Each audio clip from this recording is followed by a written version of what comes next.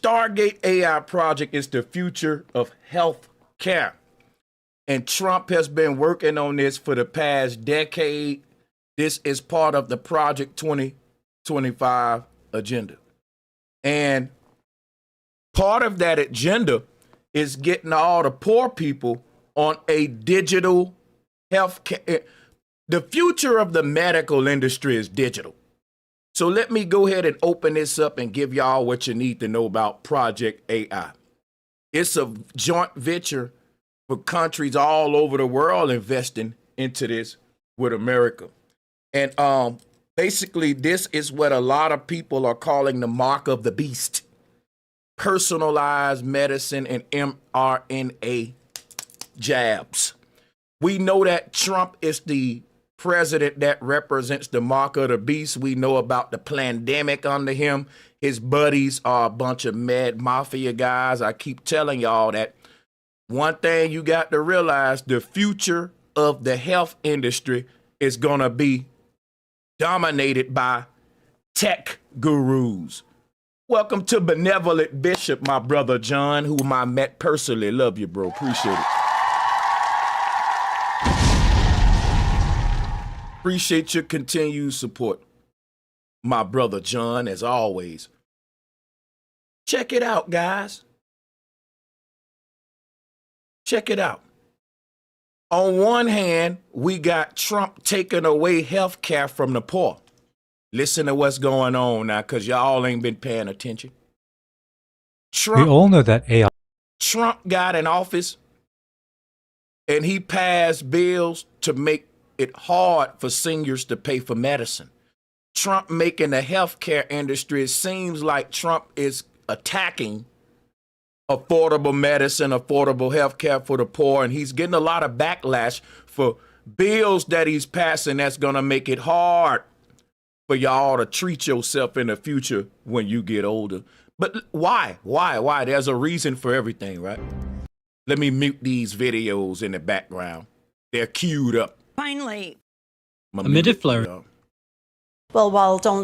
Sorry. I will fight. I am sorry. A lot has. Got a few more. This is like. Now the.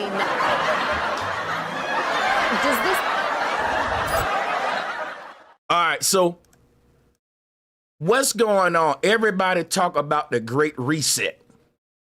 But when you're going through it, you forget about it's a reset.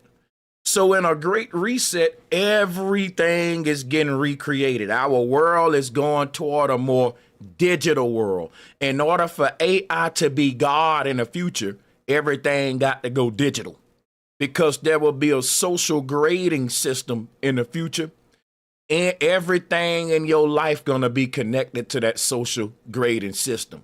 But one of the most inhumane things is the digital medical industry that's coming. Basically, when you get old, most of us, and we get an illness, it's coming a time where you're going to pass away young. They're not going to be curing a lot of diseases the traditional way, and it's going to force people to get the mark of the beast. So what is the Stargate? My camera always getting blurry. Hit the like and share button on your way in. This is very important stuff that you need to know about the project, the OpenAI project Stargate. Before we get into the video reviews, I do want to just give you the rundown on what this stuff is all about. So on one hand,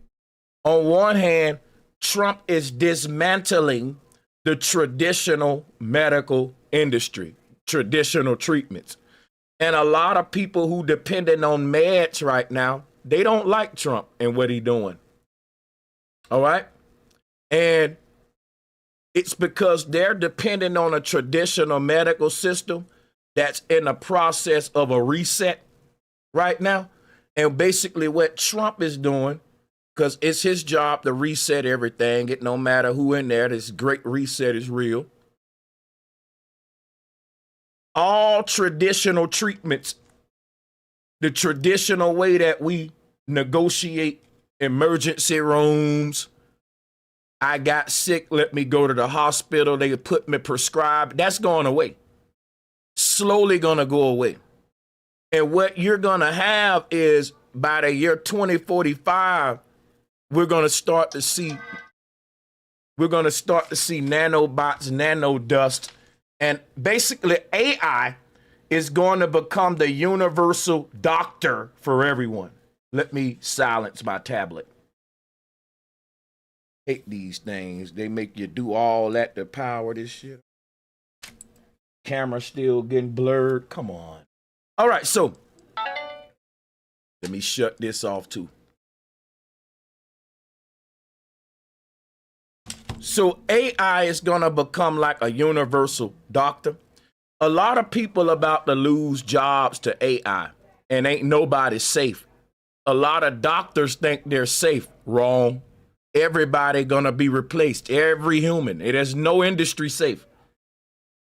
And what medical treatment is gonna look like in the future is basically clothing that you wear. I'm finna share so much with y'all today. Hit the like and share button. The future of medicine is wearables, trackable devices. We've already know about Fitbits, Google clothing, Google stuff. And basically, they're saying the future of medicine is to stop it before it happened. And so this is an excuse to bring in the digital tracking system that I've been telling y'all about. Because the new medical industry ain't about treatment, it's about prevention. It's about AI monitoring and analyzing our DNA in real time. Why is this necessary? So this technology gives them a gateway to start policing us from the inside out. What this technology is doing, it's giving AI a gateway into the human DNA, everyone who get involved. So medicine will be so personalized that no two people in the world will be prescribed the same treatment, because medicine will be tailored to your own DNA, your environmental factors and all that. And we're going to read some of the stuff about that in a minute. But we're going to dip our feet in the water to show people exactly a couple of clips what's going on. Get your feet wet. So, hey, shout out to Hydrogen. Welcome to Illuminated Initiate. Thank you.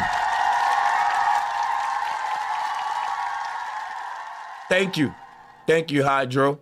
Like and share. Let's check out the first video.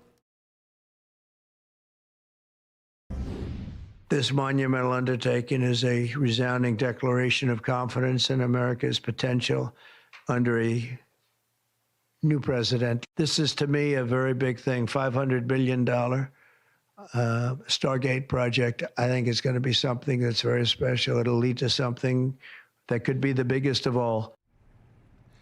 President Trump just moments ago here at the White House announcing this new project for infrastructure inside the U.S. for artificial intelligence, and 3 men are teaming up with the president in this public-private partnership, and that is Sam Altman, OpenAI CEO, Larry Ellison, Oracle founder, chairman of the board and chief technology officer, and Masayoshi Son, SoftBank chairman and CEO. Gentlemen, thanks for being here.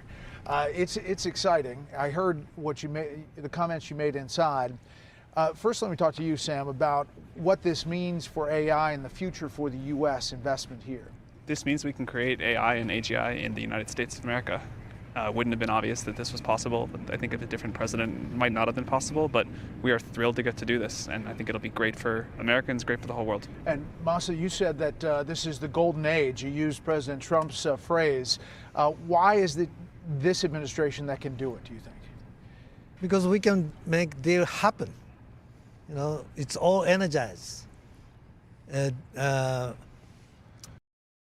ain't saying nothing, man. Just a bunch of vague, simple stuff like approval come much faster, much bigger, and more meaningful way. Larry, you talked about what can come out of this as far as healthcare and other things. People are starting to get their head around AI, but not fully. Well, when you go to the hospital these days, if you're using a modern system, using a modern system, the doctor will get a little note written by AI describing what the purpose of the appointment, and then that note will have your latest lab tests and your. Are y'all ready for AI to mediate every part of your life? You got to understand what the Stargate Project is about. Like, people talk about the mark of the beast, but they don't realize no one is going to willingly accept the mark.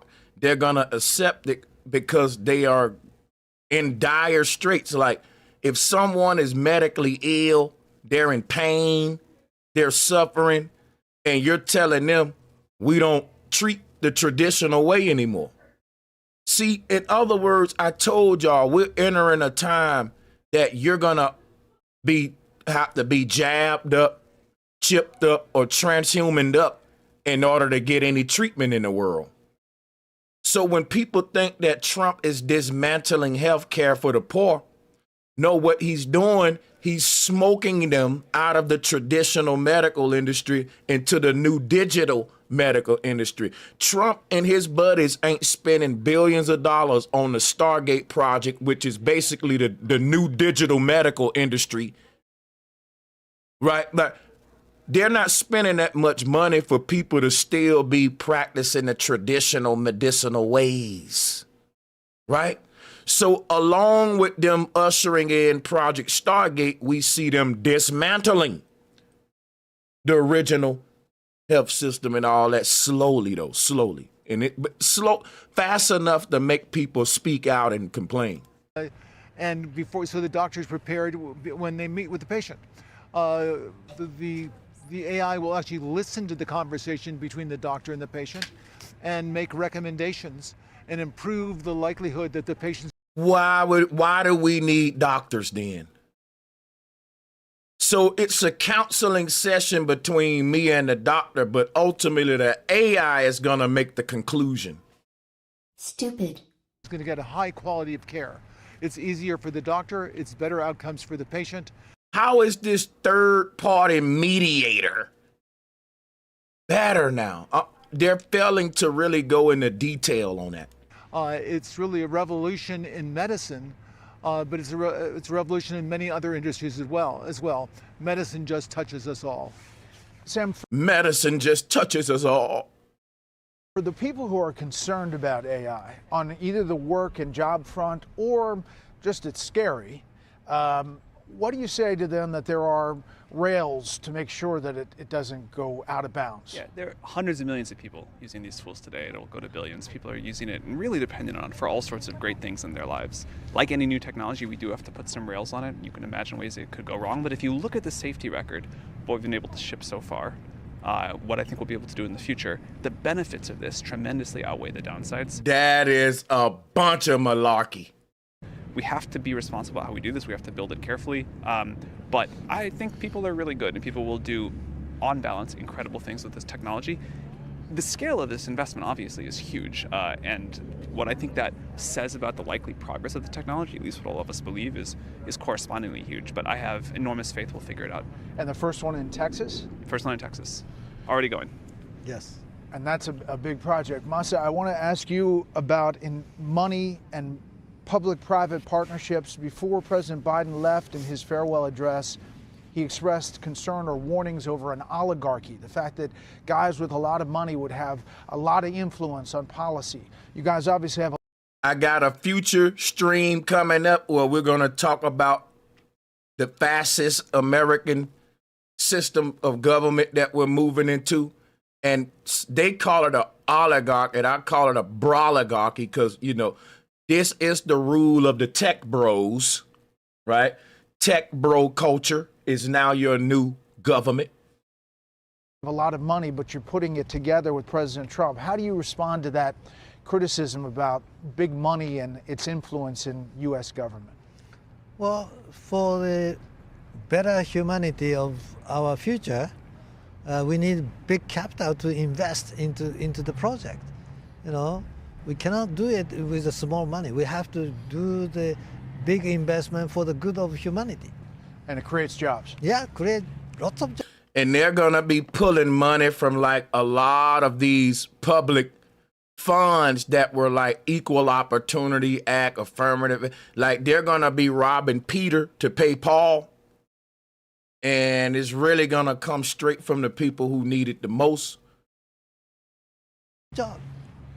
Larry, why on this day one do you think you decided to do this? I assume you've been working on it for a long time. We have been working on it for a long time. The first data centers are actually under construction in Texas already, and we'll be turning them over to Sam to start training their next model. The data center we already built, it was the largest computer ever built. The data center we're building will surpass it and be the largest computer ever built, which enables this AI, which will allow personalized medicine. This is going to. And this is what y'all got to realize, people. Imagine a world where AI knows everyone's genetic code and has access to analyze you in real time. And when they talk about personalized medicine, the medicine is so personalized, it doesn't just factor in your genetic code, it factors in how you was raised, your genetic makeup, and all of that. And people are concerned that this may be a whole nother level of discrimination that goes beyond skin color, but you can actually target a certain genetic group. Now, listen to me, people, because you know I'm a tinfoil hatter, right? This technology allows them access to basically peek real time into every person's genetic makeup. That's a lot of, see, you don't know what can be done with your DNA and your genetics. See, we got to get into that too. Now listen, what if, because y'all got to think deep with this, I believe personally there's a certain DNA among humans that they looking for. And I don't think it's a certain skin tone. I don't think it's a certain got nothing to do with racism. I think that we are all not the same. And some of us got a certain DNA makeup that they trying to wipe the hell up out of here. For some reason, as we move forward in the future, the idea of understanding everyone's personal genetic makeup is so fascinating with the tech companies. Google, Microsoft, Meta, they might as well be medical companies. Now, you look at Facebook, Google, you look at these as tech companies, but the lines are becoming blurred on who's the hospital and who's the computer nerd. And that's going to be more so prevalent as we go into transhumanism, people. You got to understand what transhumanism look like. Transhumanism looks like medicine combining with AI. Because think about this. It's going to get so crazy. They just going to keep saying, well, let's just make it easier for the AI to treat you by putting nanobots inside of you. It makes it easier for our AI nurses to track what's going on with your health in real time. That's the mark of the beast. Y'all, people don't see that everything we be talking about what's going to happen on the earth, whenever it start happening, people don't even know what it is. They think it's just a new trendy topic. Bro, this the mark of the beast, and I'm about to show y'all something. Because the mark of the beast is a whole new system of AI having access to your DNA. The whole thing about the mark of the beast is CRISPR and genetically gene editing. This is what people don't realize, and this is the foundation being laid for that. Let's listen more, though. Touch all of us. Yes, it takes a huge investment, but the result of the investment will be vaccines that prevent cancers, personalized medicine. Now, let me ask y'all a question. Do y'all think that the same people, because Trump is very cool with Henry Kissinger. Kissinger is your depopulation guy. How are y'all trying to extend the life of humanity and cure diseases at the same time depopulate the earth? We know the 2025 agenda and the racist people that's on it, the rich people who talk about useless eaters and all that. Of course, they're not trying to heal cancer from them useless eaters. So what's the real agenda? See, and people don't realize these people, you got something that's so valuable to these people. I don't know why it's valuable because I don't know everything, but guess what it is? For some reason, everybody's fascinated with our DNA. Oh my God. And I wasn't even thinking about DNA until Project Stargate, and I'm like, it's deeper than they want adrenochrome. It's deeper than they want your blood and your plasma. It's something about human DNA. And I'm going to tell you what I think it is. I don't think the people in power are really human. I think they're humanoid. Oh my God.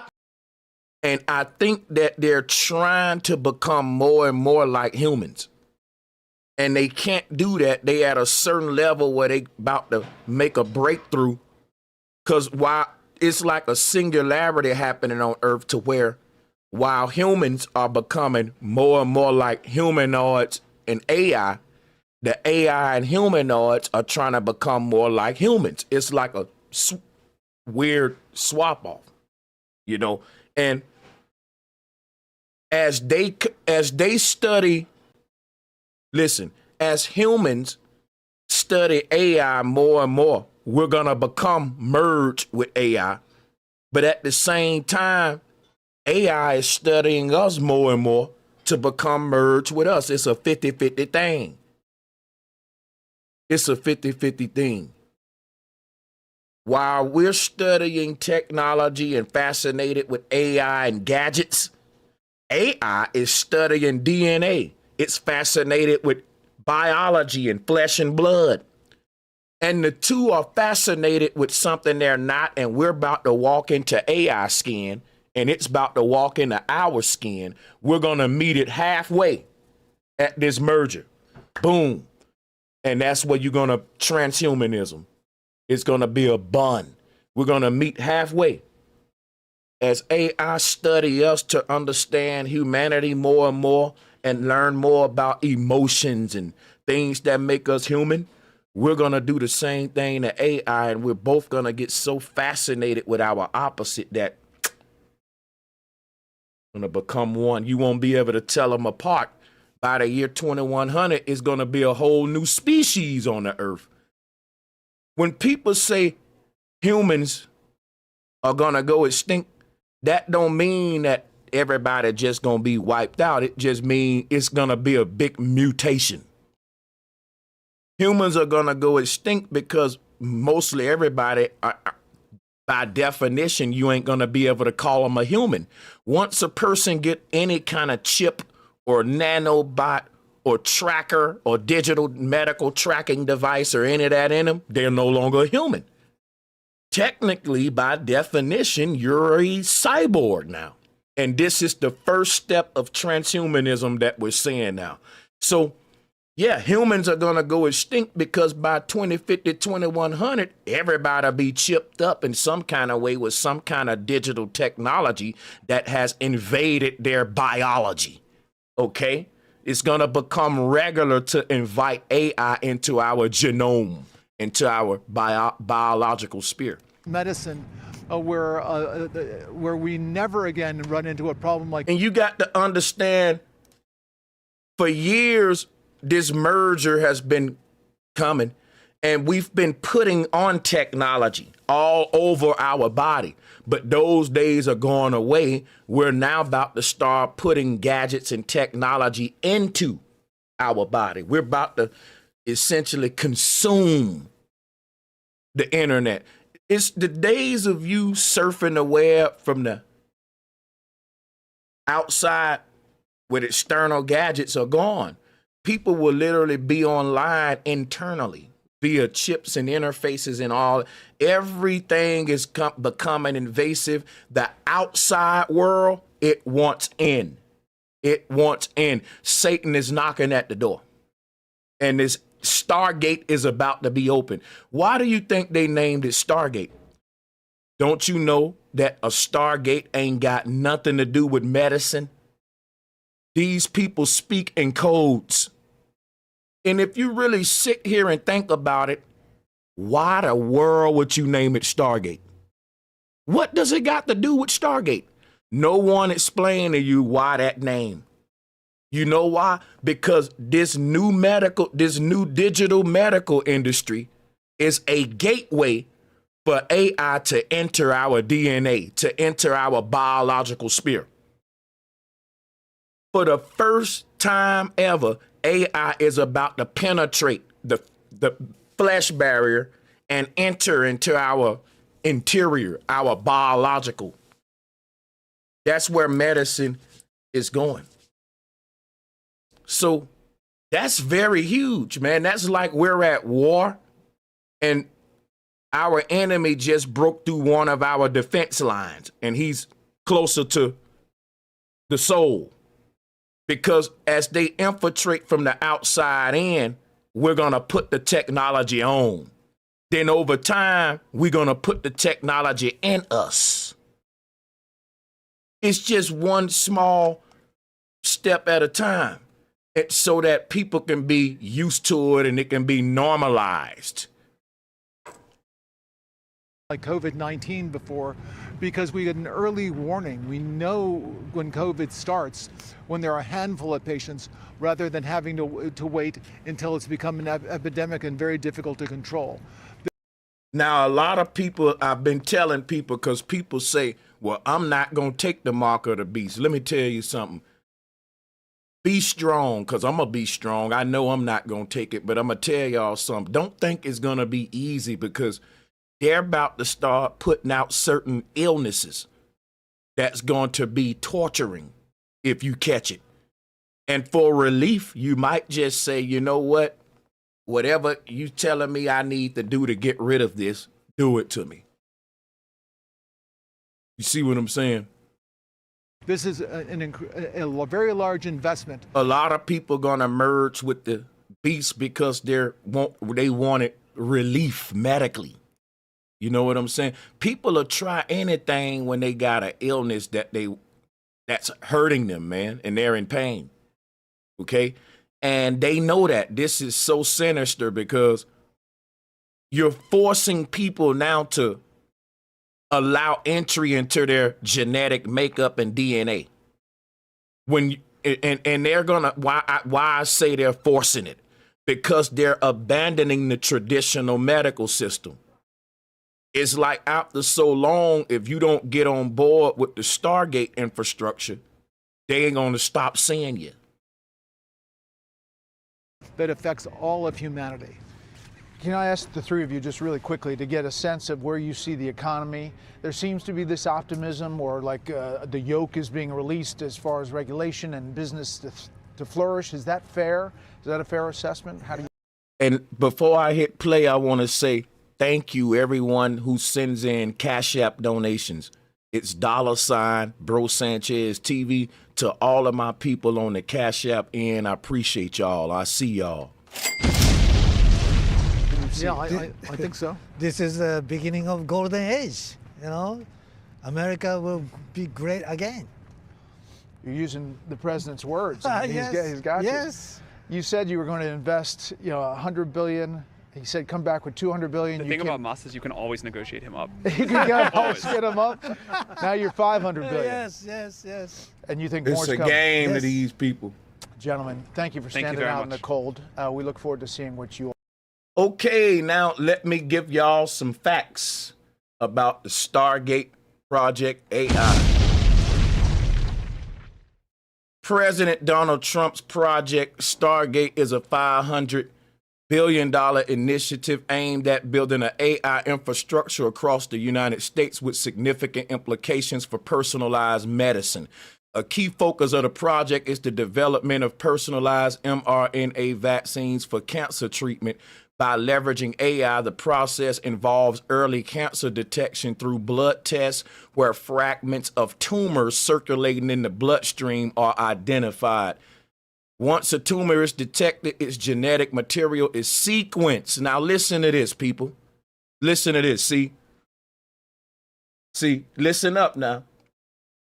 How do they make an excuse to gain access to your genetic material? And you know what I don't get about people? They raised a big deal about Henrietta Lacks. They said Henrietta Lacks had some very important DNA and they was still in her blood. Drop a 1 in the chat room if you know about this. Black lady Henrietta Lacks. They said her DNA could heal cancer. Listen to me, guys. Drop a 1. I'm about to go deep now. I'm about to blow you away. But in order for me to do it, you got to know about Henrietta Lacks. They said that was a black lady. They stole her DNA because her DNA could heal cancer. Now, here they come trying to heal cancer today. And I'm going to tell you something. I always thought that it was some to the Henrietta Lacks story that they not telling us. And I'm going to tell you what I think. I think what they found out when they studied Henrietta Lacks, that all of our DNA was just like hers. Oh, my God. Hear me out. Why would they tell you?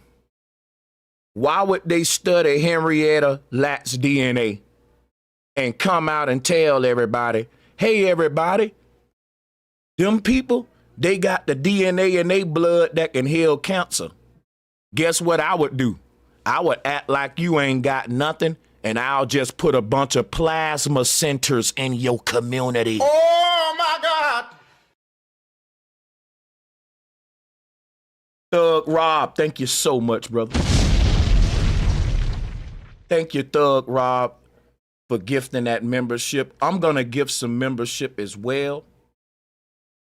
I'm going to be doing some gifting, so stick around. You never know, you may get a membership. Listen, people.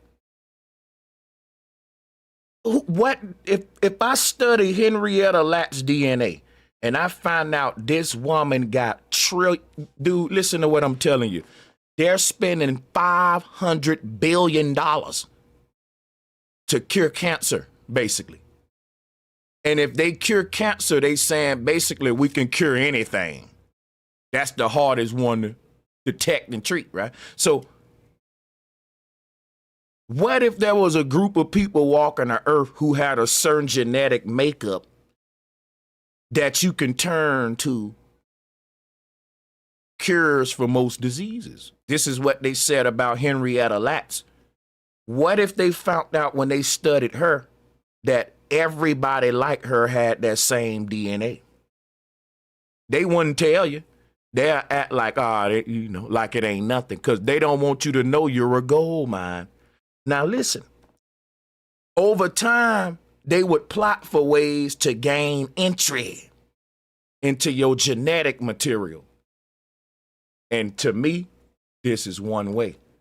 Thug Rob, once again, man, real talk. That's love, bro. Shout out to my brother Thug Rob again. He says, shout out to my little bro Adam. Bro is a man and I'm proud of him. Shout out to Big Bro Sanchez. Yeah. I'm just theorizing, and I want you guys to go theorize too, because I'm reading to you something that you ain't gonna hear from a lot of channels. Let me read this again. See, everything about Project Stargate is basically, let me sum it up, we're trying to cure cancer.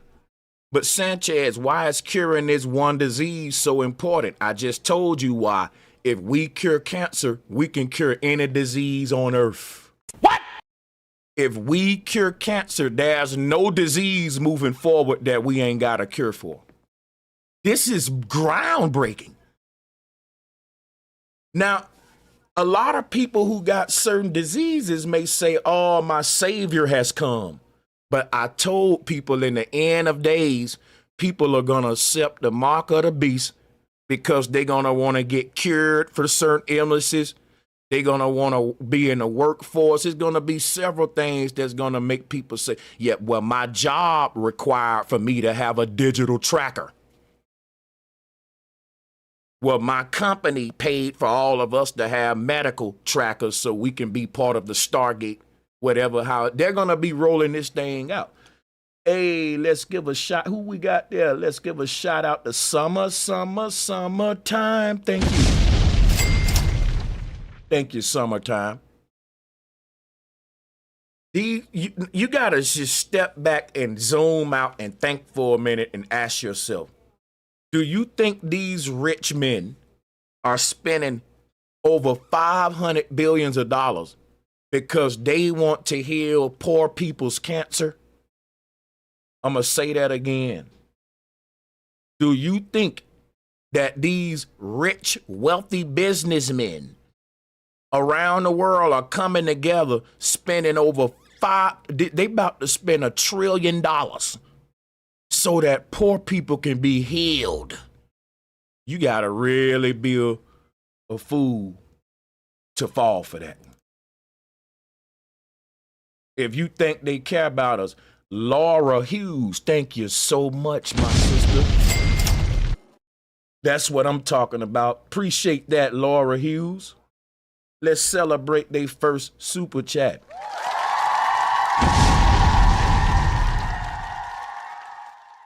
Thank you, guys.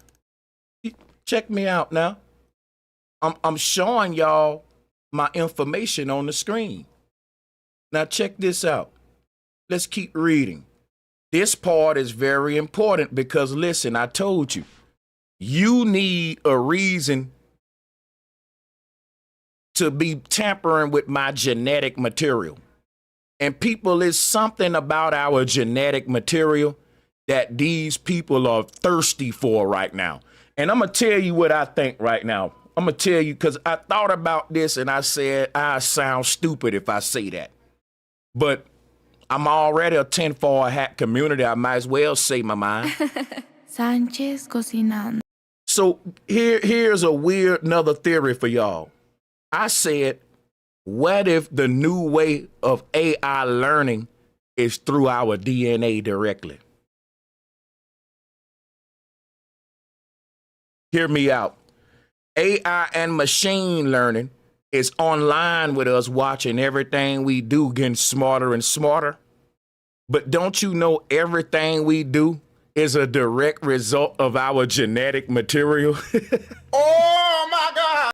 So why not cut the middleman and go directly on the inside, which is what the Stargate Project is all about, opening up a portal, a Stargate in between AI and human genetics. You can't make this stuff up, bro. We live in a movie. Shout out to Astro 40K for the super chat. He said, man, just powerful. Make me not want to drink or smoke and eat better. Don't want to give them any excuses to why I'm sick or anything. Gotta save this, right?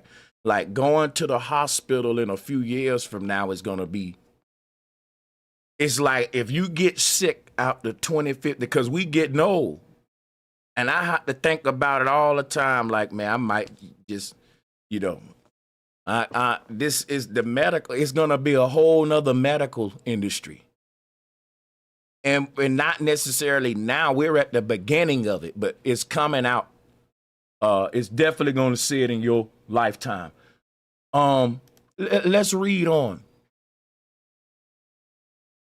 It says that once a tumor is detected, its genetic material is sequenced. See, we got to look at this part.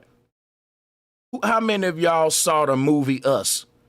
Imagine, see, you got to understand, if AI can genetically sequence everyone's DNA, it can clone you, bro. Go watch They Clone Tyrone.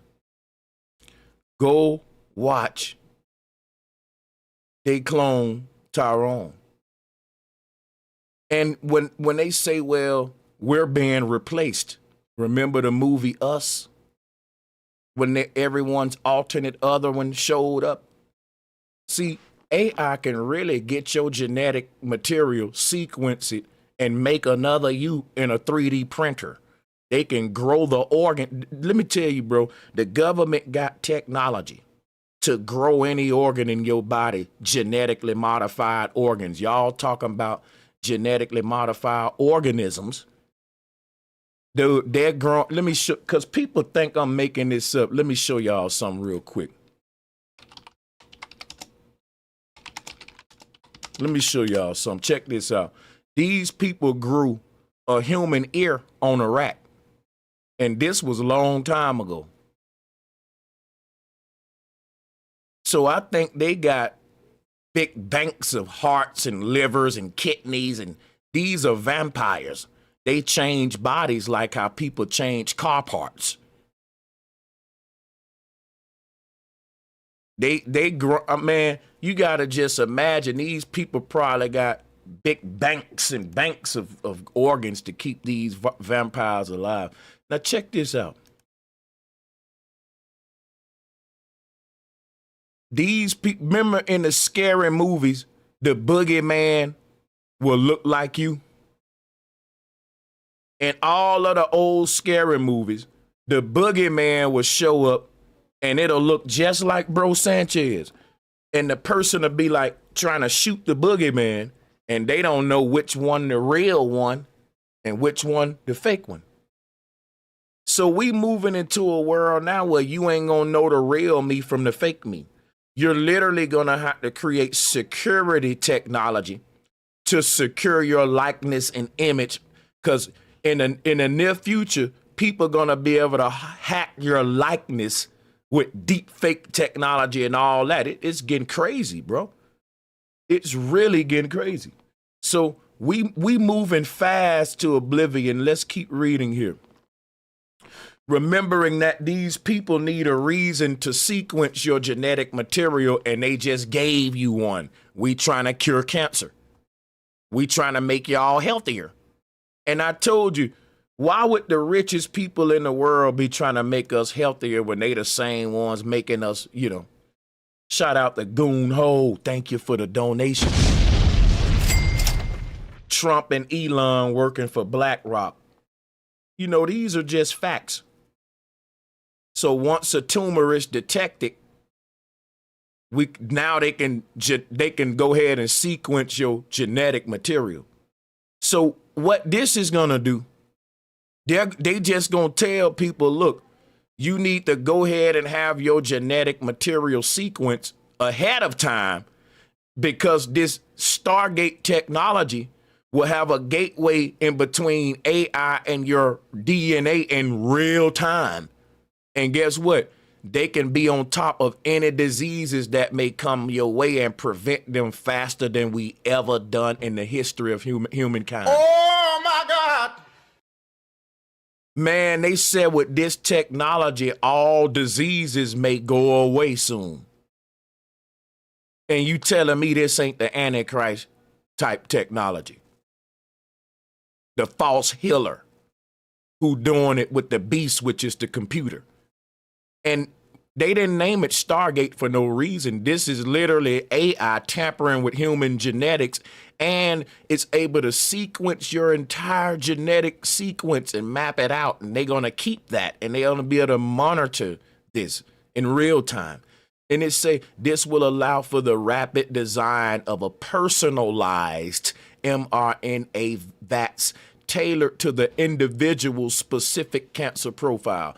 This approach enables the creation of a customized VATS within approximately 48 hours, offering a targeted strategy to combat the patient's unique cancer. Additionally, Project Stargate aims to enhance the analysis of electronic health records using AI. This advancement allows healthcare providers to better understand patient conditions and develop more effective individualized treatment plans by comparing patient data with extensive medical records AI can offer insights into optimal treatment strategies, thereby improving health outcomes. When really, when you think about all this, it's like a 500 billion plus DNA monitoring, like they want to police us from the inside out, make sure you're eating your Wheaties and all of that stuff, right? And basically, if you ain't got this in you, they saying we can't promise you that you're going to be on top. It's kind of a form of extortion. Take the mark of the beast, or it was like they did during the pandemic. Go get the jab, or watch this. Let's read some more. Genetic information must be stored securely, as breaches could lead to misuse, such as genetic discrimination by employers or insurers. One of the cons of it that I thought you guys would like to understand. So let's talk about the future of medicine and the future of healthcare real quick. Tech giants like Microsoft, Google, and Meta are playing a significant role in shaping the future of medicine by leveraging their expertise in AI, data analytics, cloud computing, and cutting-edge technologies. And I'm about to tell you right now how they're influencing the field. Number one is artificial intelligence and diagnostics and research. Microsoft, we could talk about Microsoft. Their AI platform is called Azure HealthBot, and it helps healthcare providers build virtual assistants from symptom checking and patient triage. They're also investing in AI-driven drug discovery through collaborations like the one with Novartis. Let's talk about Google. Through DeepMind, Google has achieved breakthroughs like AlphaFold, which predicts protein structures with unprecedented accuracy, revolutionizing drug discovery and biology research. Stop right there, because what people don't know is that, I'm going to stroll down real quick. Google got a company called Calico. And before we talk about Calico, we got to realize that the scientists in our world see death as a illness. Yeah, you heard it. What? You heard it. Everybody know you can't live forever. But technology want us to be cyborgs trapped on earth forever, condemned with the chip, eternal slaves. And the Bible say, in these days, man shall seek death, but shall not find it. What am I talking about? Google has a company called Calico, and Calico is a medical company that is owned by a tech company, which is why I was telling y'all, and as we move closer to this transhuman future, you're going to see a lot of tech companies with medical companies.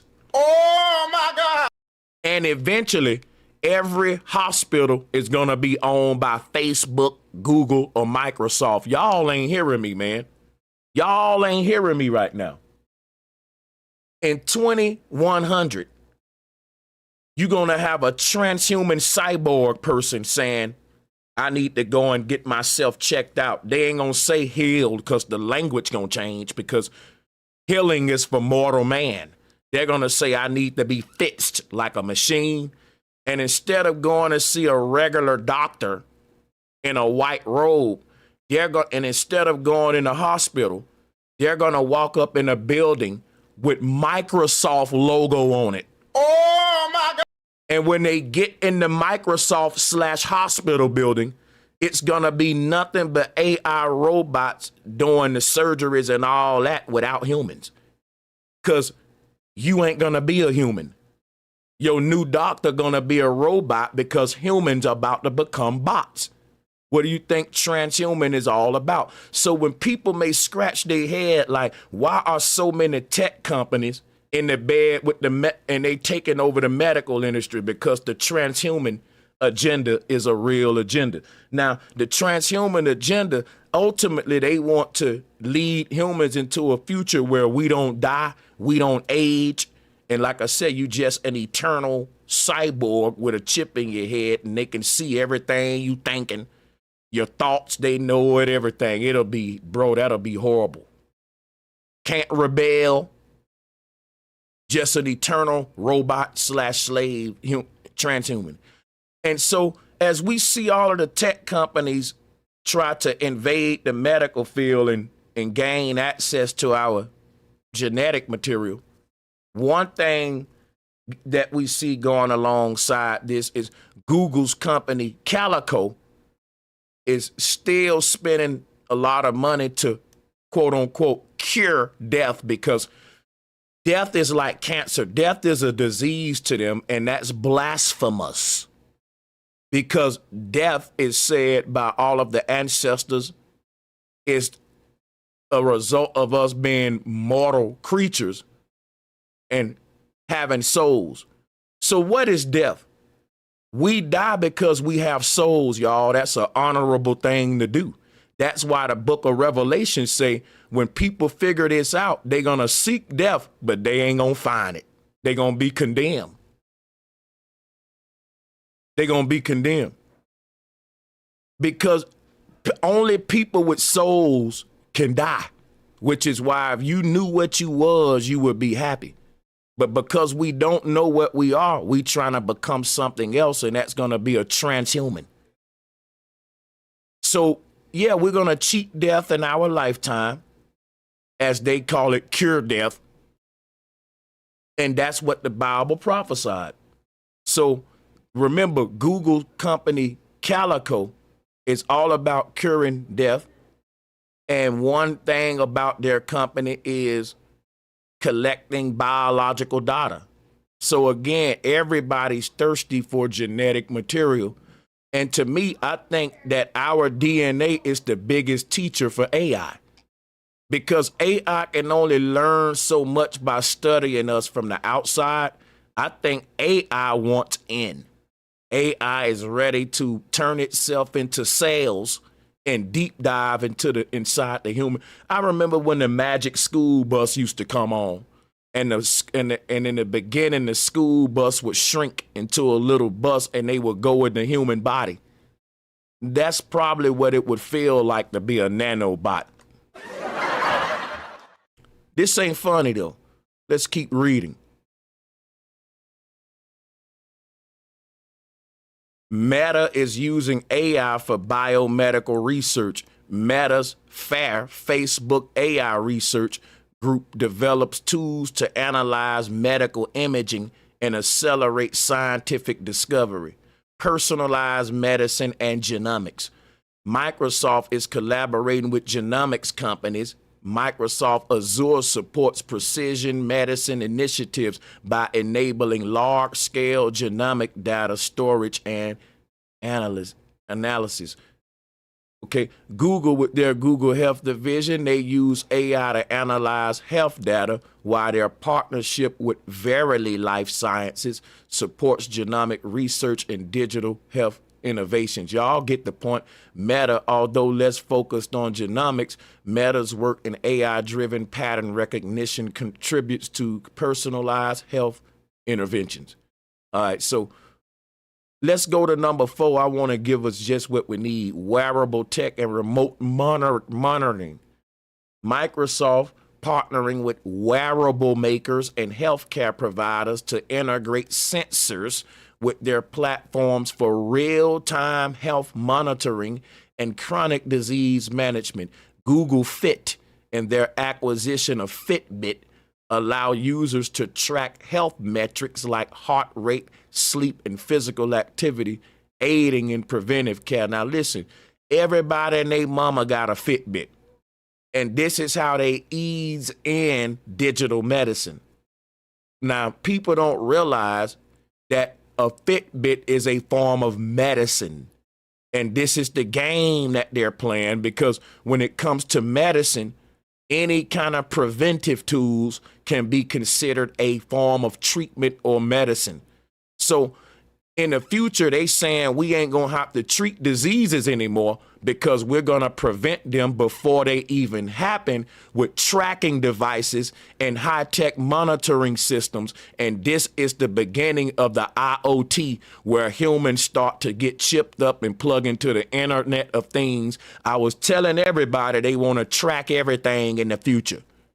It's going to be a big digital tracking grid. Everything going to be connected to it, and AI will be monitoring everything in real time. It won't be missing nothing. So in order to bring this in, they got to get us used to monitoring our health with technological devices like Fitbit and all of that. And you also got medical companies that will prescribe their patients Fitbits and stuff like this. So this is opening up the door for in the future. They're saying, listen, if we can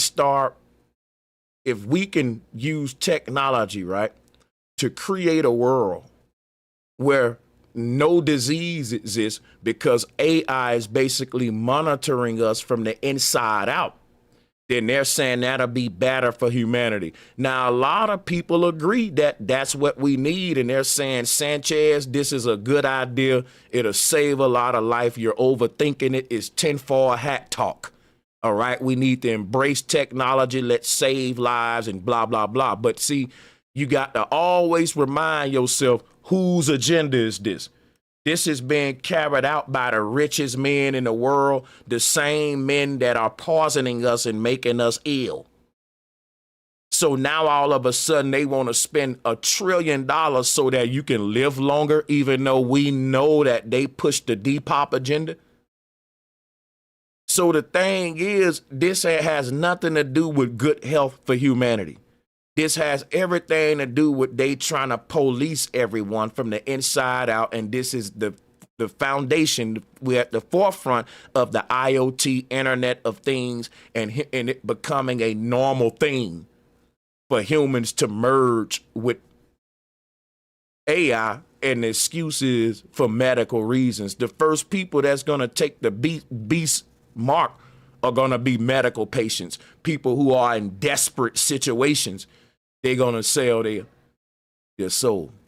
So, and then eventually they're going to tell people, hey, why wait till you have cancer when you can just get the chip and you never have to worry about any disease ever, because AI is basically living inside of you. And it's on a lookout 24/7, like, no diseases better not come up in this body. Get out of this body.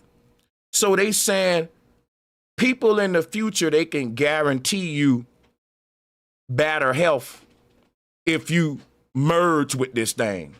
But if you don't, well, we can't guarantee you. And it's going to be a lot of bugs out there that can bite you. If you know what I mean, this is extortion. This is extortion.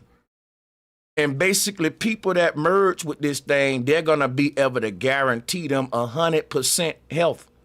This has never been done before. Imagine somebody telling you, if you sign up for our program, we can guarantee you 100% you will never get sick again. Your days of getting sick, kiss them goodbye. That's where we going now, because they are saying, and I believe them, they're saying that this stuff is, it can be so powerful when it comes to health. We're at the beginning of eliminating disease in the world with this. And this is why they're spending so much money on it, y'all. But I don't think so. I think that that's a good idea, like to make people excited about it. Like, man, they finna get rid. We may be at the beginning of eliminating disease from the earth. And that's something to get everyone excited, but that's not the real. They need access into our genetic material so that we can merge. They need something to make us merge with the machine. And this is the perfect form of extortion. Everybody want to live. This is the next best thing versus putting a gun to your head and making you take the chip. It's putting diseases in our world and saying, well, we can only assure. That was like during the jab. They were saying if you don't got these specific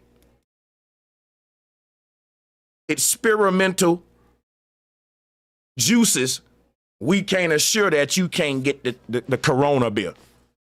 Years later, we find out that the people that got the experimental juice, right, that they was the main ones getting the doggone disease.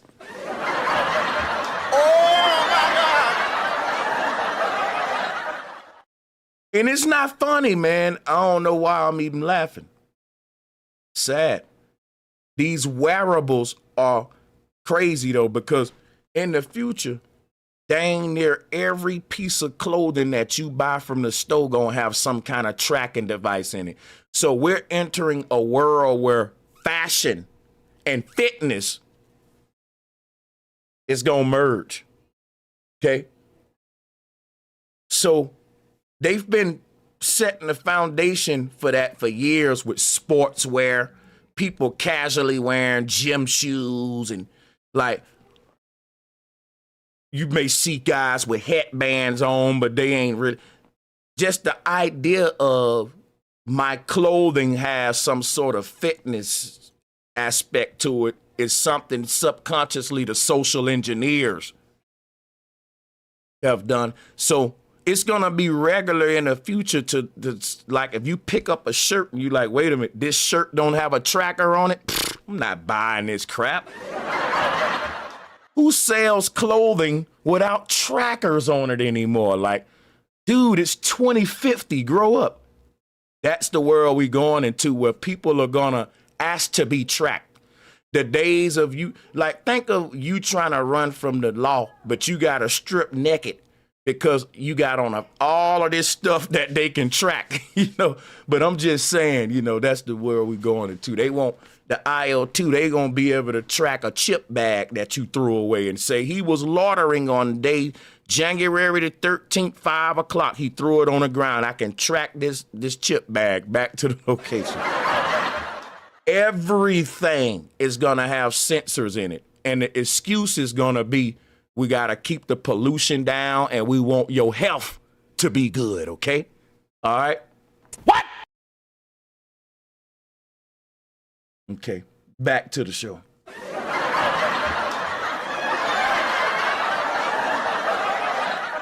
This is madness, madness, madness.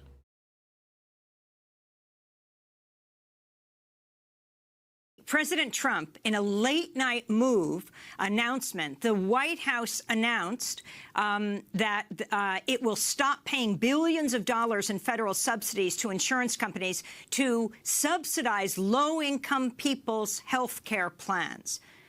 Can you respond to this move?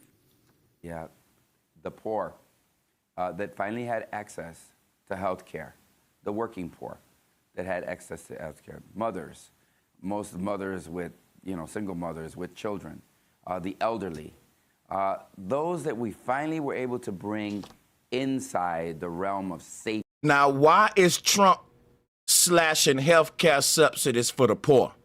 Huh? Because they're spending, this is an investment, man. You're an investment. Trump and his buddies, they are investing almost $1 trillion into Project Stargate. Bro, everything about all of the healthcare and insurance companies that's in the world now, that's their competition. It ain't that they really attacking poor people, which they are. They attacking the companies that are making their money from subsidizing poor people getting tax write-offs. It's just one rich person fighting another one. One rich man wants you eating out of his hand, and one rich man want to turn you into a cyborg, right? But both of them want you to be dependent on them as a perpetual slave. So, Trump got to undo it, all the Obamacare, the traditional health care system, all of that got to be turned on its back. Because it needs to be a reason for everybody to now rely on Project Stargate. And you got to know, ain't nobody just going to cross over to what Trump got going for no reason. People tend to stick with what they've been doing. So you got to destroy what they've been doing if you want to get them with this new thing. And at the same time they roll out Project Stargate, this is what we get. Safety. And again, they've been working on this for over a decade, trying to dismantle this to bring in this new system. And because this video is 7 years ago, and I'm going to show you from 7 years ago what Trump doing today, which is the same thing, dismantling health care subsidies for the poor.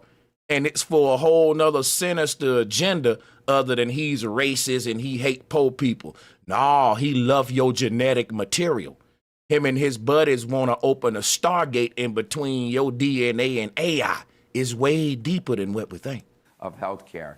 That's who he wants to take away healthcare from. And then he wants to allow. So on one hand, it looked like Trump is taking away healthcare. But on the other hand, they promising you how healthcare about to be so good with Project Stargate. Wants to allow these minimalist insurance policies so employers can give that to their employees so that people will once again, I hate to, but it's true, so that people again, because they don't have appropriate health care, will again die in this, the richest, most powerful nation in the world. The President of the United States wants to do this clearly. Here's what they're going to do with the money, Amy. It's going to be a lot of deaths under Trump because and I'm finna show you what his the executive orders he signed, how it's going to affect healthcare and why he dismantling all these systems, because they bringing in the digital systems that we've been telling y'all about. It's part of the reset. Like, let's quit acting like we don't know what's going on, because we the ones that's been warning about it, and we need to know what it looked like when it started manifesting and they start rolling it out. They are rolling out Project Bluebeam and people ain't even talking about it. That's the whole UFO alien agenda. I got a stream coming up on Elon Musk Starlink that's going to blow y'all away. And I got another one coming up on the salute that Elon did to show you that these are some neo-Nazis in power. I'm gonna keep y'all in the know. It's no coincidence that their next move is to give a tax break to the wealthiest in this nation, and they need to balance their budget in order to give that tax break to the wealthiest by taking it. Now, this the part that's gonna piss you off. Let's rewind. Let him say this part. Budget in order to give that tax break to the wealthiest. Give a tax break to the wealthiest in this nation, and they need to balance their budget in order to give that tax break to the wealthiest by taking it from the poorest in the nation. I think it's. I told y'all they robbing Peter to pay Paul, man. Now I got another show coming up because I gotta promote this for y'all to be on the lookout for the Noti and the joint. We're gonna have a lit show. I'm gonna be inviting Trump supporters. I want to know, are black Trump supporters gonna admit that soon as Trump got in the office, he did the opposite of everything that he said? Are they gonna have the honesty, people? Are they gonna have the integrity to say, you know what? I'm a black man. I supported Trump, but I regret it now. He bamboozled us, and he let it be known that he bamboozled us and used us on his first day. He didn't waste no time. Soon as he got in office, he undermined everything black. Ain't no way that you can. At this point, if you still a black person with the MAGA hat on, something is psychologically ill with you. It's just crazy, bro. And people will still tell you, nah, he doing exactly what he said he was gonna do. You tripping. That man and say he was gonna dismantle Equal Opportunity Employment Act. Did he say that? If Trump said he was gonna do all this and y'all still got behind him, I'm even more mad now.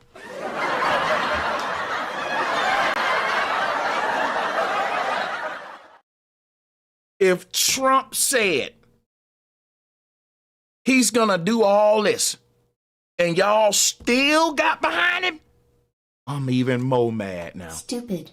Please tell me he didn't say this and y'all still got behind. Tell me, no, he didn't say that. He just came up with that when he got it. Lie about it. You sound dumb. I lie about it. Like, yeah, he ain't say none of that, man. Like, what was you thinking? Yeah, I'm going to get rid of equal opportunity, affirmative action, even the Civil Rights Act. Yeah, Trump. Destroy everything my ancestors marched for and fought for the like. Are we? That's what we did. Stupid. Is that what we did? Tell me we didn't do that. You know what? I don't want to believe that. I want to believe. Come on now, dog. Yeah. Come on, man. I want to believe we just got tricked. Please don't tell me we knew this. And we wanted this? Oh, what the hell wrong with black people? Stupid. It's just so shameful. Congressman Luis Gutierrez, we thank you so much for being with us. Democrat of Illinois, co-chair of the Immigration Task Force of the Congressional Hispanic Caucus. This is Democracy Now! When we come back, the world-renowned psychiatrist, Dr. Robert J. Lifton. It's okay, though. It's okay, because check it out. Everybody got behind Barack Obama. And Barack Obama promised black people a lot of stuff. Soon as Barack got in office, did the opposite. And we said, forget the Democrats. It just happened now with Trump. Now, people will say, well, we support Trump because the Democrats got in there and did the opposite of what they said. So now if the Republicans do the same thing, then we should just stop supporting both parties. But it's something about Trump that make me think he's the Antichrist, him and Elon, the Antichrist and the false prophet, because they can do the same thing the Democrats do, and black people love them to death. Just like they'll tell you the Democrats like to cater to these rappers and hip hop and hot sauce and all that, as if Trump don't be with Kodak Black, Lil Boosie, Lil Pump, and all that. You know, like they all are the same scumbags, for real. On President Trump and the apocalyptic twins of nuclear war and climate change. Stay with us. And what's so crazy about the whole thing about people is like, okay, y'all love Trump so much, right? Did you know Trump said the earth flat? That's another show I need to do. If you're a Trump supporter, ain't no way you're a globe earther right now. This man said the earth flat, but he's still funding a space program. But that's interesting too. Like everybody just let that fly over. Like the time that Trump was a flat earther for a few days. We just forgot about that one, but yeah. So Trump is leaving the World Health Organization. And a lot of people think it's a disaster. Listen up. Amid a flurry of new executive orders, confirmation hearings and press conferences, so many press conferences, you may have missed the fact that President Donald Trump has ordered the US to leave the World Health Organization. And it's because Trump about to basically our health organization is about to be all of the conglomerates involved with the project Stargate AI project. And I believe that countries in the UN are doing this all around the world, not just the US. They're doing their own form of Project Stargate. And when people say they're leaving the WHO is basically a sort of like think about this. It's more regulated. It's like an worldwide assembly health organization regulating worldwide on a worldwide level. But like I was saying, in order for health to go the way that they trying to make it for the future, this sinister agenda, they got to privatize a lot of these systems. Like, for example, in the future, you ain't gonna have a lot of United States Postal Service. It's gonna be Amazon, gonna be the new public mail company for the world. It's going to be a one world everything. But what's going to be so sad about it, all of these systems are going to be regulated by private entities like Facebook, Amazon. So the idea of a public government is going away. And in that kind of world, you really ain't got no rights. Just like our people say, you ain't got no freedom of speech on YouTube because it's private owned. And once everything go digital and privatized, you really ain't gonna, the Constitution and all that is going away, man. You going into a world where it's a private government. It ain't no longer a public government. And a private government can do whatever it want to do to you. Ain't no checks and balances. That's what fascism is all about. It's like we about to experience kind of like what it's like to be living in South America up under a cartel government. That's kind of like where we headed.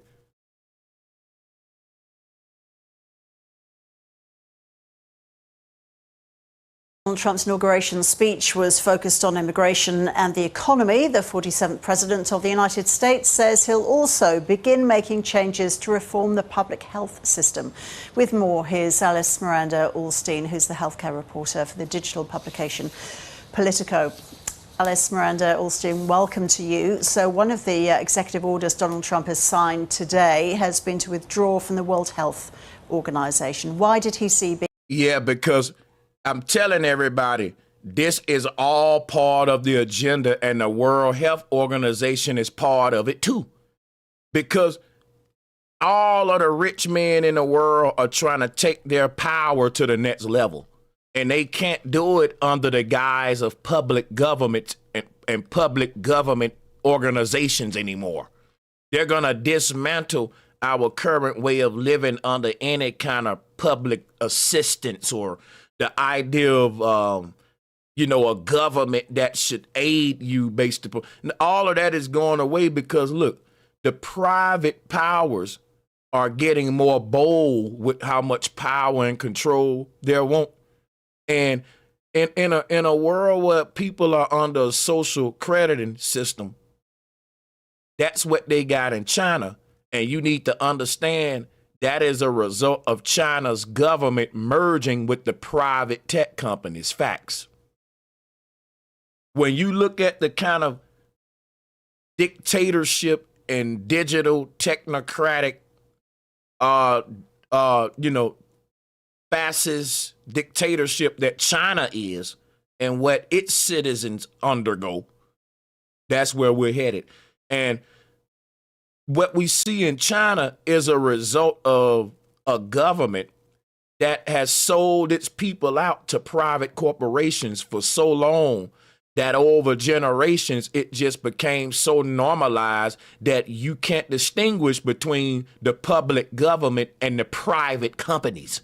So it just made sense for China over time to just merge them both. It's just it's one of those governments that you can call a private public government, but it becomes more privatized than public over time, and it end up resembling something like what we see in China or North Korea.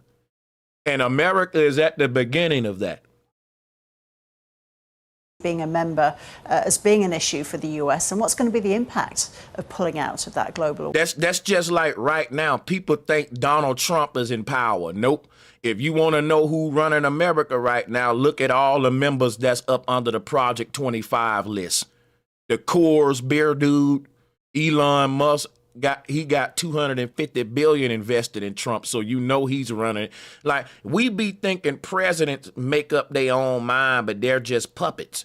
They're selling us out to private companies who are in office for real, not Trump. He's the face of a private and corporate agenda.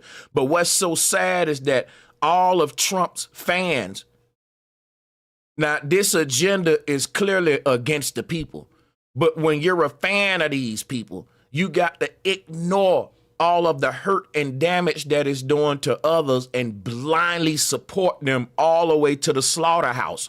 So if we're sheep being led to the slaughterhouse, the people that are idols of the people of the shepherds, They're gonna complain to the other sheep. We don't know what we talking about when we tell them we headed to the slaughterhouse. Hey man, I seen sheeps go in there, they scream and they don't come back out again. And we telling them like, hey man, we walking to a slaughterhouse. Shut up. No, we ain't. We going to the promised land. This is the golden era of America.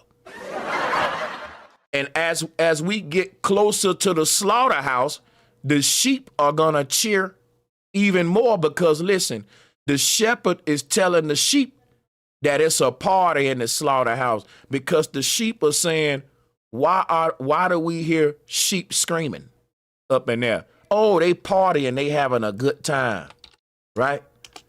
Them sheep up in there having a good time.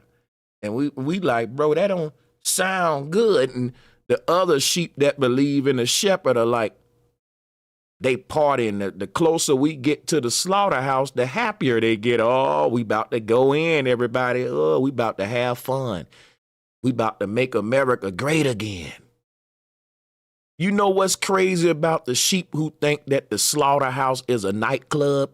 Once they get in there and the door shut, it's too late. And that's why people are dangerous who are idol worshipers. Because what they're telling the rest of us is believe in Trump. Let's see where he take us. If he march us off of a cliff, it ain't like we got another chance to do this over. So we shouldn't be allowing certain things to be left up to mere, I believe in this man just because I like him so much. Because we've been let down a lot that way. And people who want to do harm to you, they want you to trust them on that level just by their charming behavior because they ain't going to have you trust them by literally doing that for you. If you ask black people why they like Trump, they'll tell you, man, he just a real guy, man. You know, Trump the man. You know, Trump, he rich, man. You know, nothing they gonna say it's gonna be some personality worship. It ain't gonna be, well, you know, Trump gave black people $500 million for schools. You know, Trump gave the Boys and Girls Club $10 million in the hood. It's always gonna be, you know, Trump got swag, man. Some crap like that. This dude was breaking down, he had a dope chart here for these AI data centers and how much each company is spending on their data center from January to August. So in between from January to August, Microsoft spending $40 billion, Google spending $30, Meta spending $23. And guess what? It ain't going to stop there. This is going to continue all the way to the end of the year. And they're going to run this up to almost $1 trillion. Oh, my God. Man, we talking about some of the world's most powerful people coming together for one goal, and it's all about the health of humanity. Do y'all hear me? What? This is serious. Because you got the world's most powerful pushers and movers, bro, concerned about genetic material and the future of human health. And we see the current health industry falling apart and that they want to bring in this digital system we've been telling y'all about. And they people, you know what? When we be telling folks stuff, they be like, man, they ain't going to do that. Now they spending $500 billion and you still think they ain't gonna do it? That's why we reaching a time now where we just gotta ignore the dummies and save ourselves because these people are dangerous. They wanna be ignorant. They wanna follow the beast to hell. We've been warning folks about this. And man, they ain't gonna, the mark of a digital medical system, that's a conspiracy theory. And here it is now, they telling you that they want to start analyzing genetic material and personalizing medicine for everybody. That's the new medical industry. And basically, by the year 2050, if you get sick, you're gonna walk up in the hospital, they're going to ask you for some kind of card with Microsoft or Google. They're going to say, do you have a tracking device in you? And they're going to say, well, then we can access your personal medicine. And if you don't have a tracking device and have your personalized medicine set up, it's going to be more and more harder to service you as more people get the tracking device. And it's going to go out. It's like a person that's trying to use paper money in 2100, like a paper dollar. They're going to be like, bro, we don't use paper. You're going to be like, well, I don't want to get the chip. And everybody going to be like, but we don't take paper money no more. Like, well, that's going away. Like, that's the old world. You're born during a time where the world is resetting and transitioning. You're born during a very unique time, all right? So you're going to witness, put it this way. Humans have lived on this earth for billions and trillions of years. You can't even count it. And history has repeated itself, and great resets have come time and time again. They come every so many 100,000 years or whatever. But not everybody is born during a reset. There are so many people that live on this earth, and they are born into a world that's one way. And when they die, the world the same way. It ain't really no big dramatic changes. You got to realize there's something special about our generation. We're born at the end of an age. At the turn of two, you're what I call a transitional generation. You're going to see what it's like. Put it this way. Imagine going to your favorite restaurant and you just so happen to show up during a shift change. Its service for you is going to be horrible. Have you ever been to your favorite store and when you just so happen to go during this time of day, they right now, they changing shifts. So now you got to wait a minute. She got to count the money. They got to speak to each other, punch in a new shift. Hey, when she check in, she going to handle you. So when you be like, man, why did I come during a shift change? Everything sucks during shift changes. So you were born on Earth during a shift change, during a time where you're able to witness what it's like when these archons reset the simulation.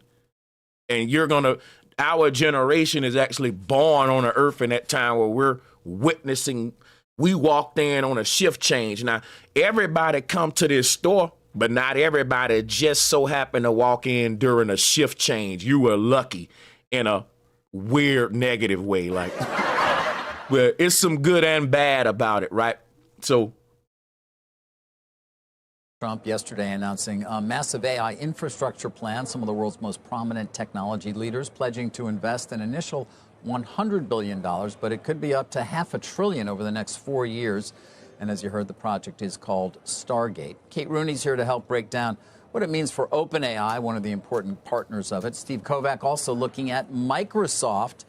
And Steve, I want to start with you. We spent a good amount of our 9 o'clock hour at the top of the hour discussing the implications for Microsoft of what appears to be sort of a deepening connection between Oracle and OpenAI and the expiration, so to speak, over time of the exclusivity of financing by Microsoft. So what do we know, or what do we surmise? But like I told you, man, y'all think it's a game, but imagine instead of going to St. Peter's Hospital, St. John's Hospital, in the future, you going up in Meta Hospital, Google Hospital, Microsoft Clinic, and the people up in there all got chips in them.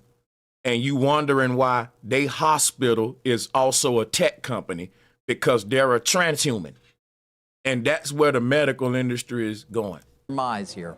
Yeah, David, this is what we're seeing. It's Microsoft sort of losing its grip that it once had over OpenAI. Until yesterday, it was the exclusive cloud provider for OpenAI, the hottest startup on the planet. And now, instead of being the exclusive provider, it has what they're calling the right of first refusal. So OpenAI says, They'll come to Microsoft saying we need this cloud capacity for X, Y, and Z, what we want to do. And Microsoft can now say, we don't have the capacity to serve you. You guys need to go somewhere else. It's very clear they're going to Oracle right now, but this also potentially opens up the window for those other hyperscaler companies we talk about so often, Google and Amazon, even smaller players like HPE and Dell. They can all get in on the game as well. And that's also. And I'm going to tell you what I think. I think, you know, because we know this was the plan from the get-go in the 80s when they first brought in the computers and the internet.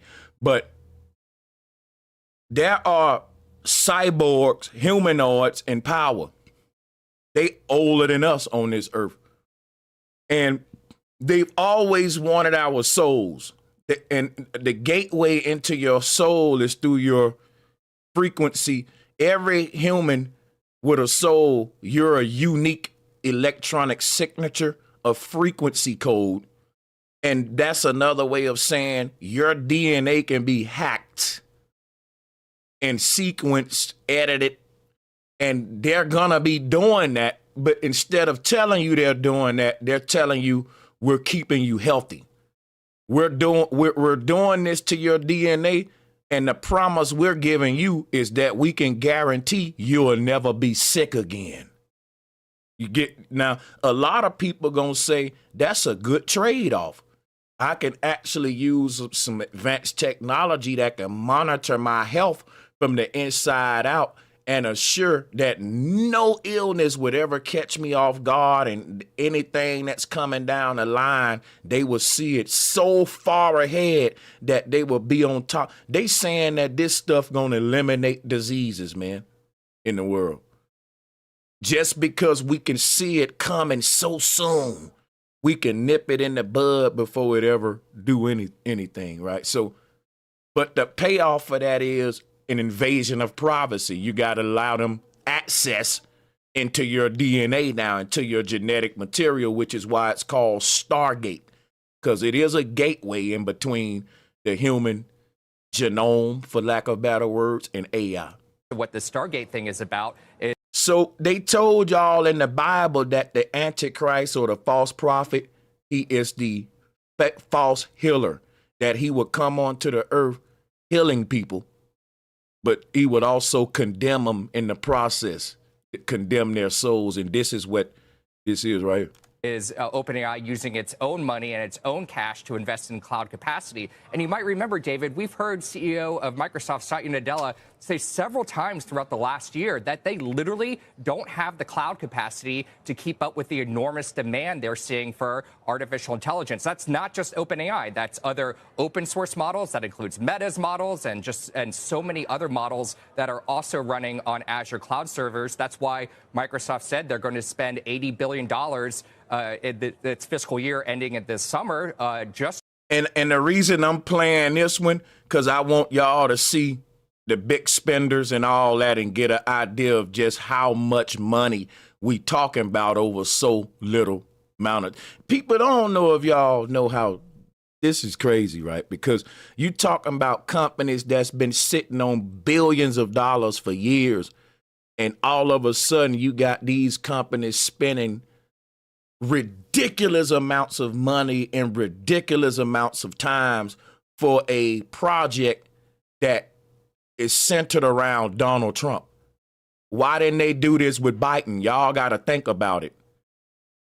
The reason I keep telling y'all we are in the tech bro age is because Donald Trump is cool with the Microsoft dudes. They are fascist neo-Nazis.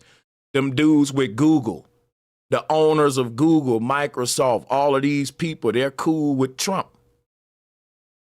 Trump is their man. Now everybody working together, but Trump and his people, his presidency, the Republicans have a more bigger relationship with the tech nerds and the tech bros than the Demis do, right? The Democrats got a better relationship with like the entertainers and like your BET, your Tyler Perry's, you know, that element, your Oprahs and, you know, but your Republicans really, that's your tech bro cult. And so Trump is in there, and we see the biggest movers in the tech bro cults coming out their pockets to go with this Project 2025. And you got to realize that everything going on is a part of Project 2025. And Project 2025 is a project that was designed by a private cult of neo-Nazis, some of the world's most powerful neo-Nazis.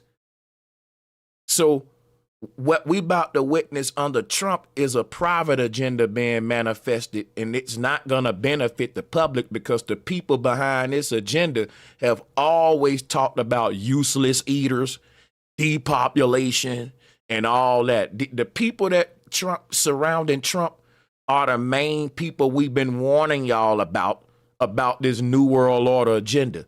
Project 2025 is just one of many projects that they're going to roll out along with the Stargate Project and many other projects that are going to help get us to this digital policing grid that I've been telling y'all about.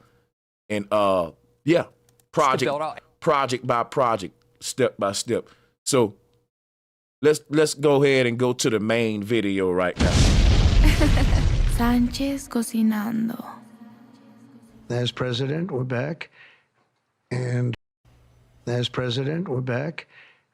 And we had a great first term, but we're going to have an even better second term. And I think we're going to do things that people would be shocked at. We're starting off with tremendous investment coming into our country at levels that nobody's really ever seen before. And they're very happy with the fact that I won the race and that they feel confident in their investments.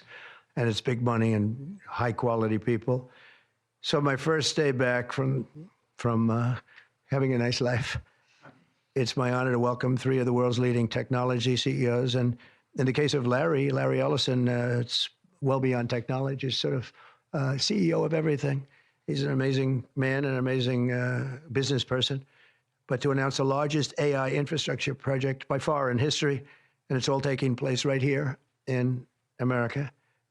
As you know, there's great competition for AI and other things, and they're coming in at the highest level. We're joined by Oracle Executive Chairman Larry Ellison, SoftBank CEO, my friend Masa Yoshi-san, and CEO of OpenAI, and I would say the by far the leading expert based on everything I read, Sam Altman. So that's great that you're coming in together. That's a massive group of talent and money. Together, these world-leading technology giants are announcing the formation of Stargate. So put that name down in your books, because I think you're going to hear a lot about it in the future. A new American company that will invest $500 billion at least in AI infrastructure in the United States and very, very quickly, moving very rapidly, creating over 100,000 American jobs almost immediately. Now think about this, y'all. They keep talking about Project Stargate creating 100,000 jobs, but it's finna take away millions of jobs. These are facts. Because this Stargate project is gonna get why do you need a nurse? You ain't gonna need a nurse no more. Think about this, right? It's a lot of things that you just not gonna need humans to do because they're gonna be outsourcing the work to Microsoft, Meta, and all that, who's got these advanced AI systems that's gonna do it. So they want to keep talking about like 100,000 jobs in a country with 20 some plus millions of people in it. Like, you do the math. You do the math. And they keep throwing that 100,000 jobs up like they ain't finna take millions of jobs with this. Immediately. This monumental undertaking is a resounding declaration of confidence in America's potential under a new president. Let me be a new president. I didn't say it, they did. So I appreciate that, fellas. But it'll ensure the future of technology. What we want to do is we want to keep it in this country. China is a competitor and others are competitors. We want it to be in this country, and we're making it available. I'm going to help a lot through emergency declarations because we have an emergency. We have to get this stuff built. So they have to produce a lot of electricity. and we'll make it possible for them to get that production done very easily at their own plants if they want, where they'll build at the plant, the AI plant, they'll build energy generation, and that will be incredible. But it's technology and artificial intelligence, all made in the USA. Beginning immediately, Stargate will be building the physical and virtual infrastructure to power the next generation of advancements in AI, and this will include the construction of colossal data centers, very, very massive structures. Now think about this. People may say, why they spending billions of dollars on these big data centers? Think of these data centers like prisons. And they got to fill the beds up when they buy the prison, right? To get their investment, right? So these data centers are their hopes of saying everyone gonna come on board with this project, and we're gonna need to store all of this genetical material data in these centers. Because listen what I'm telling you, right? For them to make every human personalized medicine, that's so much data space that you're gonna need. It ain't even nothing funny. Because human DNA takes up a lot of space. Listen, if you can look at, if we was to print out and sequence the human DNA on paper, you'll have a stack of papers that's probably this thick to represent just one person's DNA. And it's probably bigger than this. Do y'all think it's bigger or smaller? Type it in the chat room. It's probably way bigger than this. Like, your DNA is a lot of data. Just an endless field of just, they're translating your frequency into a language. And that's GGATD, some crap like that. But it goes for so long. Just one person's DNA is like mind-blowing how much, if you print this joint out. So imagine if I got to store everyone's genetic sequence, I'm going to need some very big data centers for that. This is a huge project to get. Like, y'all don't even understand how this is really big. Yeah. Hey, shout out to Brent Math for that super chat. Thank you. Thank you. But yeah, I mean, these data centers gonna have to do their job, man, because that's a lot of data, right? I was in the and not to mention, this data have to constantly keep getting updated in real time, which is where the trackers are gonna come in at, because no one's health is just the same. Your health situation is always in motion and fluctuating like the atmosphere. And they saying the difference between us being an advanced society of how we deal with health, and the difference between us not being that is preventative versus treatment. So our current medical industry is based on treatment centers everywhere. And they about to replace treatment centers with data centers, because where we going now with health is analyzing and tracking humans from the inside out, because the plan is we ain't gonna need to treat them if we track them. We don't got to treat them if we track them. And that's the whole new, like, sort of ideology moving forward, which is part of another agenda to police you from the inside out. Like I was telling you, this the mark of the beast. The real estate business. It's one step of the mark of the beast, because there's going to be other types of trackers and digital implants that we get to as we move in the future, as far as money, because I think money is going digital too in the near future. If you're going to have to actually insert a chip probably for your money too, I'm guessing. But everything is going touchless, wireless, trackable, digital type world. Business. These buildings, these are big, beautiful buildings. They're going to employ a lot of people, and physical campuses and locations currently being scouted nationwide. They're making their choices of locations. I think they have their choice. I'd like to ask Larry, Sam, and Masa to say a few words and just talk about a little bit about what they're doing. And if you have any questions, and then we'll go into a couple of other subjects also. But So, because right now they telling you we tracking you so we can treat you better. But as we move forward, the end goal is to get rid of disease and even really get rid of death by 2050. And this is the first step of it, because they saying, listen, the next phase is basically to monitor the human health. We already got the trackers in you. We just need everybody to agree to let us spy on you. And they're not going to say, hey, we want to study your DNA from the inside out 24 hours a day, because we don't know what you are. Y'all are God, like y'all got the blood of the gods in y'all, and we're not like y'all. So we want to study y'all and see what the hell this soul energy, this starlight energy is. Because the truth is this, y'all, when they try to go study the stars, ain't none up there. The closest they can get to studying the stars is studying inside of us. If they want to find out about the light that governs the heavens, they got to study human DNA. Because if you got a soul, the light that they see in the sky is in you, but they can't access what they see in the sky. It eludes them like a hologram.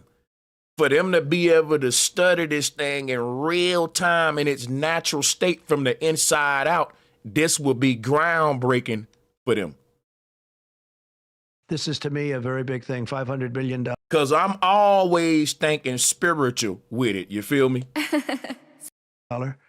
Stargate Project, I think it's going to be something that's very special. It'll lead to something that could be the biggest of all. So, Larry, maybe we'll start with you and we'll go down the line. Thank you. Thank you, Mr. President. We certainly couldn't do this without you. It would simply be impossible. AI holds incredible promise for all of us, for every American. We've actually been working with OpenAI for a while and with Masa for a while. The data centers are actually under construction. The first of them are under construction in Texas. Each building's 500,000 square feet. There are 10 buildings currently being built, but that will expand to 20 and other. But if you think about it, they never really, it's just a bunch of nothing. They never tell you anything that's worth a while. It's just, and you know, we got 2 buildings. We planted 2 rose bushes outside. We thought that we would put a picket fence around it. One is about 10-story high. We have another building that's 100 feet high with a back door and a porch with granite marble slabs in the kitchen. And we have a K9 running around property just in case any intruders, try to come around that. And you really think about it, you're not telling me anything. Blah, blah, blah, blah, blah, blah, blah, blah, blah, blah, blah, blah, pointless information. And then the dummies will be like, that's important, right? And with Masa for a while. The data centers are actually under construction. The first of them are under construction in Texas. Each building's 500,000 square feet. There are 10 buildings currently being built, but that will expand to 20 and other locations beyond the Abilene location, which is our first location. The kind of applications that we're building, to give you an idea, maybe the most charismatic and the one that I think touches us all is. What's good, Virgo? Electronic health records, not just maintaining electronic health records, but by looking at electronic health records, understanding the condition of the doctors, better understanding the condition of their patients, and being able to provide healthcare plans that are much better than they otherwise would be. A doctor in Indian River Reservation would be able to see how a doctor at Memorial Sloan Kettering would treat the patient. Or a universal health system to replace the WHO. People talking about Trump is withdrawing from the WHO.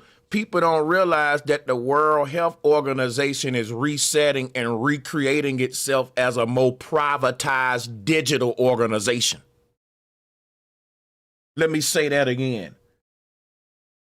Everybody's about to leave the World Health Organization.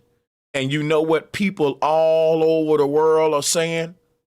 This may be a good thing, because it may give more power to the people when it's going to give more power to the powers, because y'all think it's good that everything going private like Bitcoin, crypto, and you don't realize that the public controllers is taking tax dollars to start private institutions to undermine the government ones so that they can actually sway the people to a more private, capitalistic agenda. Because think about this.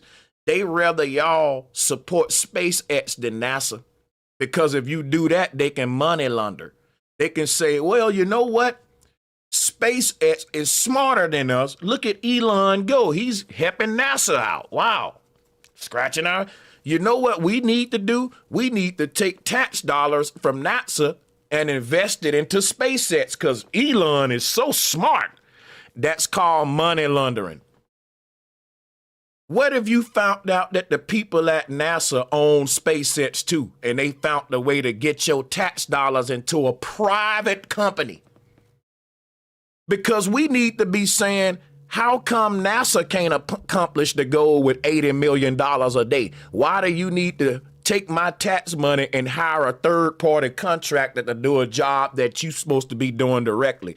Because if that private contractor got to hire people with them tax dollars in his SpaceX company, versus now people going to say, Elon, give me a job with SpaceX, versus I was in the military and you owe me a job at NASA, based upon an agreement that it's a government job and certain people are guaranteed government jobs like veterans and all that, versus you got to go and beg the private corporations to employ you all the time because it ain't enough government jobs because they only want a few people in these positions of power, and that's by design.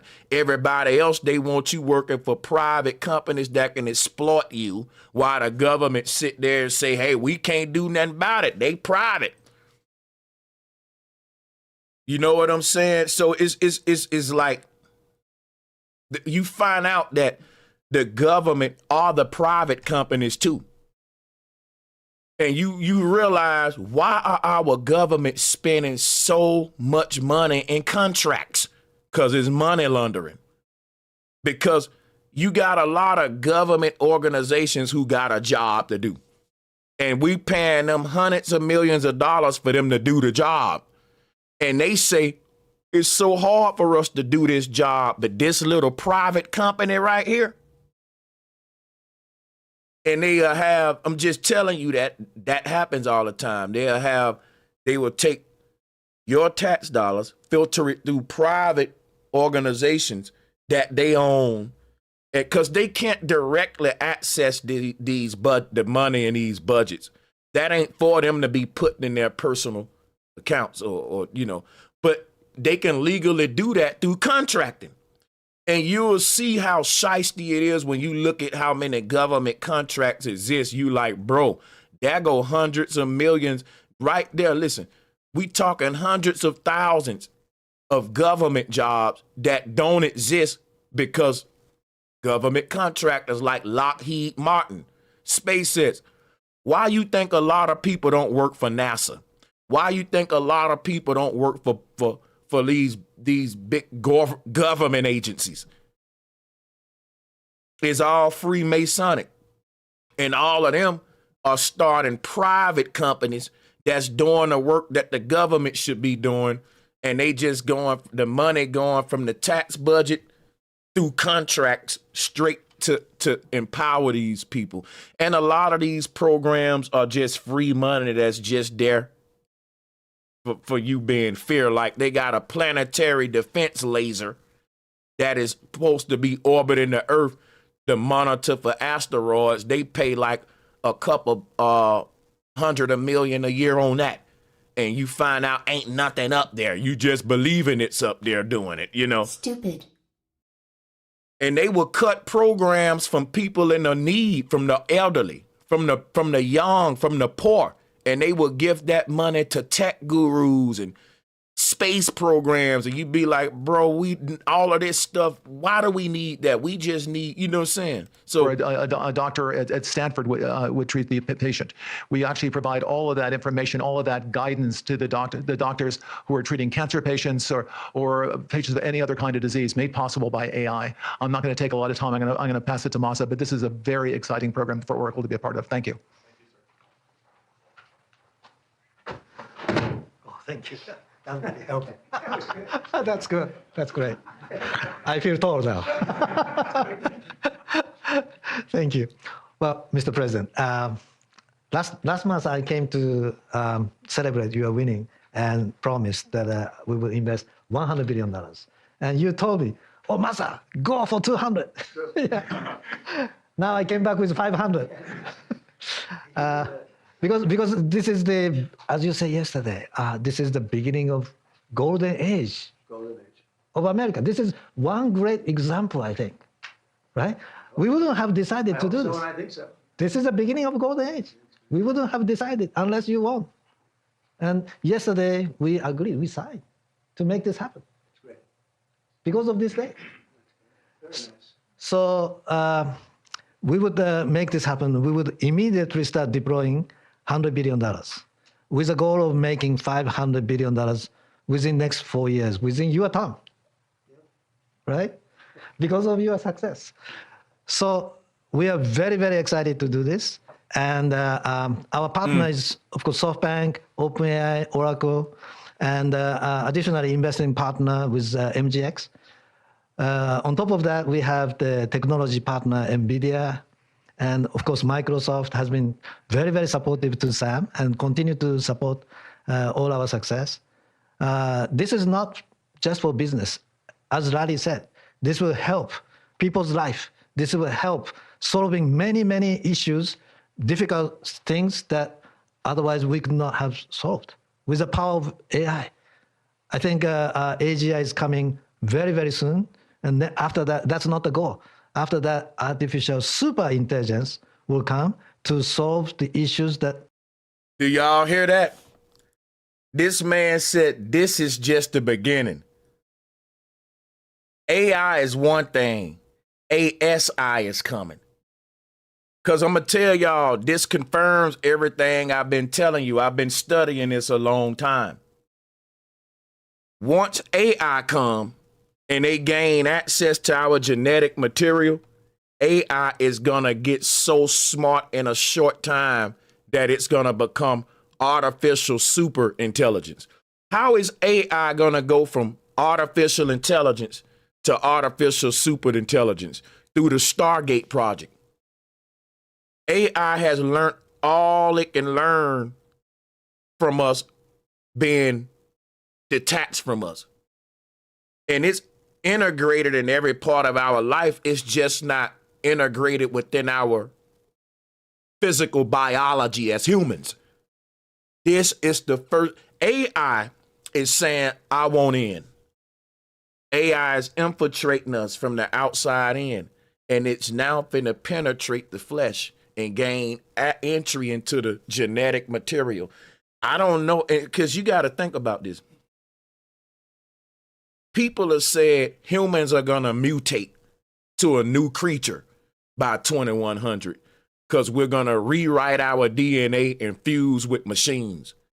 This seems like the first step to that because this kind of technology is the foundation for them to have access to be able to sequence genetic material and eventually edit it, alter it. Like we talked about CRISPR for so long, and now we're here with it, but it's no longer called CRISPR. They're introducing it as the Stargate Project because a lot of people may say, well, Sanchez, this ain't really an invasive project to where they're trying to put tracking devices in you. Probably not now, but this is where it's going to go because the implications is tracking people. We need to monitor your genetic material. The best way to do that is from the inside out, not the outside in, because it's going to start off with clothing. They not going to say, get the chip in your arm, let's track them. It ain't going to start like that. It's going to start off with wearable clothing like Fitbit. T-shirts might be tracking your heart rate. You may wear pants that keep monitor. Basically, every part of your reality is going to be a way for them to track and monitor you, right? And that's going to eventually lead to, you know what? Just go ahead, put a chip in you. You feel me? Because after they put it on you, they're going to want to put it in you. mankind would never ever have thought that we could solve. Well, this is the beginning of our golden age. Thank you very much. Thank you very much. Fantastic. Sam. I don't have too much to add, but I did want to say I'm thrilled we get to do this in the United States of America. And they keep calling it a golden age. And to me, that's a cold word. Like I said earlier, they want our genetic material. And I think our genetic material is like gold to these humanoids. Our DNA, access to our genetic material is like gold to them.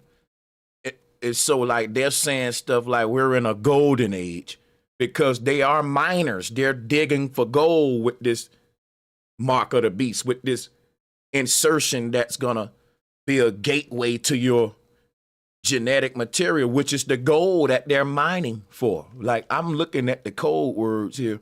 Everybody happy. This don't seem like a human agenda. That's why I really don't think the people in power are like us. People think I'm crazy when I say that because look at this dude. He looked like a human. Look at Donald Trump. Don't they look like human beings? But I really believe it's people that look just like humans, but they're not humans. And their agenda is so anti-human. It's almost like they're AI and that, you know what I think? They keep telling us eventually AI gonna get smarter than humans and rule over us and we gonna merge with it. I'm telling you, that already happened. That happened thousands of years ago, and AI never told the baby humans after we went to war with AI that they took over because AI is so smart. AI ain't just gonna say, I'm your God, do what I say, or I'm gonna do that or do. No, AI gonna blend in and act like it never took over and act like humans still in charge when really it's an invisible power and y'all calling it the devil. But I think AI been on this earth for hundreds and thousands of years. How, Sanchez? Because these pyramids and obelisks, these are old like 5G towers. And long as you got these antennas on the earth, the Pharaoh soul can keep on living. And that's what the Pharaoh told you. The Pharaoh said that the obelisk mean resurrection. And what did Makakaku say? He said that in the future, humans will be able to cheat death by beaming their consciousness through antenna poles. Those are modern day obelisks, these towers. So you see all of this stuff around the world, these pyramids, these ancient sites, all of this stuff survived for hundreds of thousands of years through great resets and floods and earthquakes. Them pyramids still standing. These obelisks, this stuff still standing because I think it's some old technology, spiritual technology, that's allowing ancient transhumans to stay immortal. And the Pharaoh will even tell you he built it for that. But see, they making everybody think it's some kind of voodoo and magic when these were ancient technology. They were tech gods, like I call them tech witches. We need to rethink what demons are and what witches are and all that stuff because they tricking y'all. The ancient witches were into technology and brain computer chips and all that. That's what you call demon possession. Because if somebody fused with AI can really plant thoughts into their mind that ain't even theirs with Neuralink. That person would be what we call demon possessed. Or somebody that is under the will of a foreign spirit. See, the Bible was telling us a lot of stuff, but it was telling us a lot of technological concepts in a poetic way, and you got to decipher it. I think this will be the most important project of this era, and as Masa said, for AGI to get built here, to create hundreds of thousands of jobs, to create a new industry centered here. We wouldn't be able to do this without you, Mr. President, and I'm thrilled that we get to. I think it'll be an exciting project. I think we'll be able to do all of the wonderful things. They said Jesus drove the spirit from out of the demon dude into the pigs. And they able to body swap human consciousness with animals with Neuralink. These are facts. You can take a Neuralink device and put it on a pig and put it on a rat and put it on a human, and they can swap bodies with this technology. This make consciousness transportable and interchangeable. So it's possible, like when we read the fairy tales about the witch that turned the boy into a frog and stuff like that, like if you got the Neuralink chip, your consciousness can be transported into basically anything that will support it. And anything with a brain can house a soul at the core of that brain. That's where the seat of the soul is, making it possible to body swap between humans and even animals. So we read stories about animals talking, because just say somebody put Neuralink in a horse and they put it in a human and they body swap, then the horse will be talking like a man, and the man's body will be moving like a horse. And they might laugh at it like, wow, swap. And if you mad at somebody, you may say, I ain't gonna swap you back, I'm gonna keep you stuck. Now, we read a bunch of stories about witches playing dirty games on people and turning them into fishes and frogs. And I'm just telling you that that's actually possible with BCI technology. There's some truth to all folklore. They hid the ancient technological world behind mythologies and folklore. And that's why the Bible knew how to prophesy about technology. Think about that. You had prophets in the old days that was telling you about everything they doing right now, and y'all didn't think they had technology. How did the Bible know that we was going to cheat death in the end of days? Because the Babylonians did it. History just keep repeating itself, and the prophets knew that. They know that every generation keep making the same mistakes with technology. So how did the Bible know that people would get chips in them and they would want to die but can't die? That's what the Neuralink and human immortality is about. How the Bible know about all this technology? Because it existed before on the earth. It comes and goes. History repeats itself. Things that these guys talked about. But the fact that we get to do this in the United States is I think, wonderful. So thank you very much. Could you just say one word? I hear so many positive things about what it's going to do for medical research and for solving things, cancer and all. A wise man once said, ain't nothing new under the sun, ladies and gentlemen. Sánchez cocinando. All the different problems. How will AI help us with the fight against the various problems, diseases, etc.? These guys can maybe share more about some of the work they're doing there. I think they'll jointly be some of the leaders about driving progress here. But I believe that as this technology progresses, we will see diseases get cured at an unprecedented rate. We will be amazed at how quickly we're curing this cancer and that one. And you know what I don't get? Because I'm telling you right now, Christians are going to be the first ones lined up for the mark of the beast. And the Bible warned them about the false healers, the false prophet that will come with the cures, curing all the diseases. You see what I'm saying? It is so crazy to know that the people who's supposed to be warning the world about this are going to be the first ones lined up for it. You know what I'm saying? Heart disease, and what this will do for the ability of. But it is true. I know y'all don't want it to be true, but it's true, because look at what happened when the jab came around with the pandemic.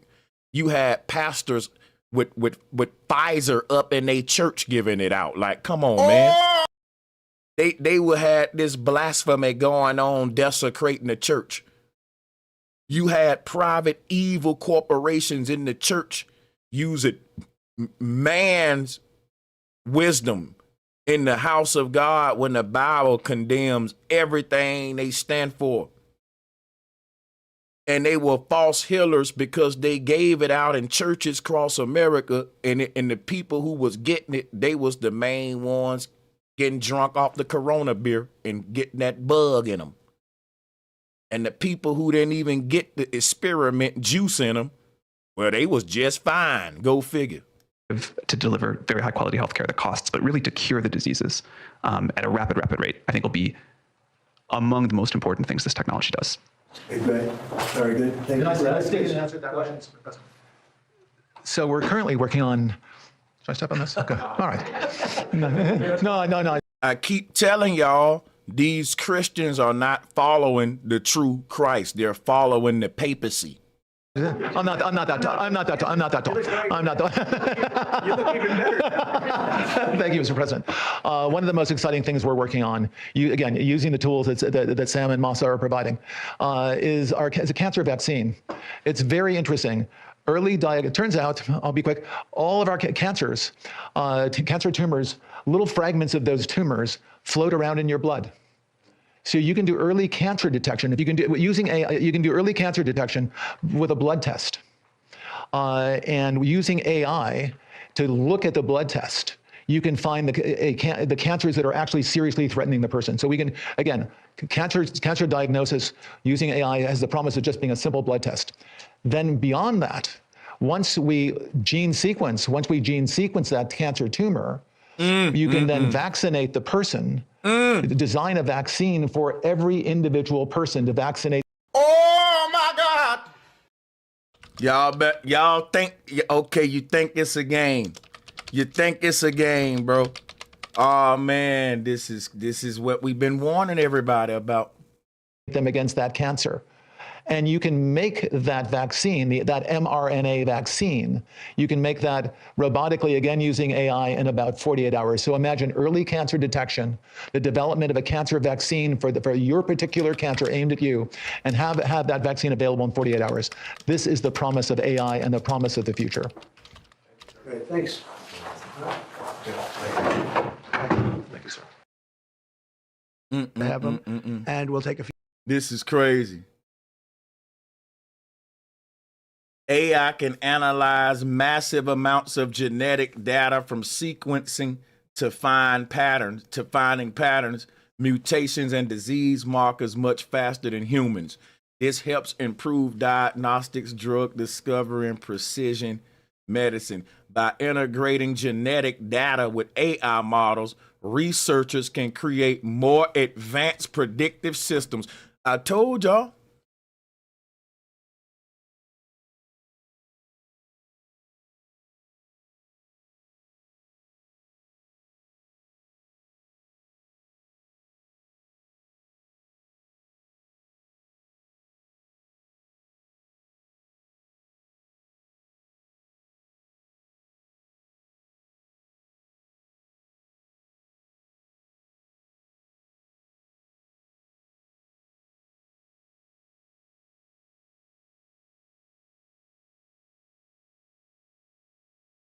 A few questions.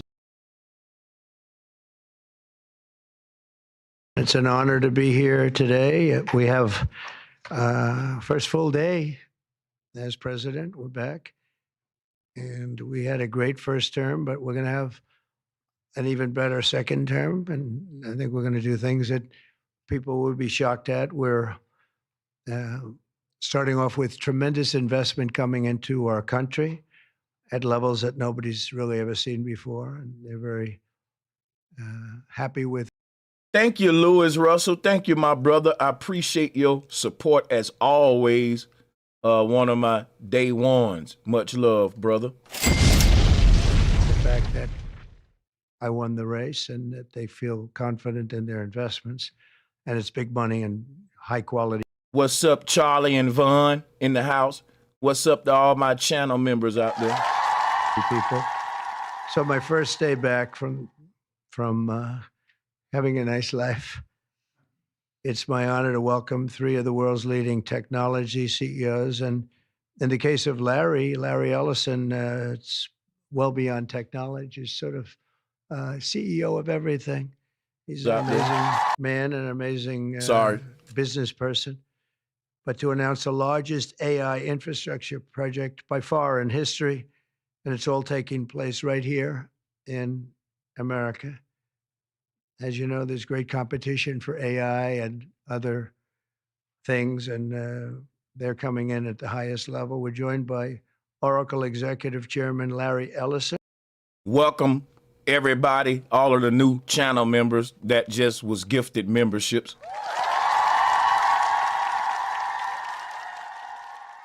Do not feel bad if you did not get gifted a membership this time. Just make sure you tune in to every live stream because you never know when you may get gifted a membership.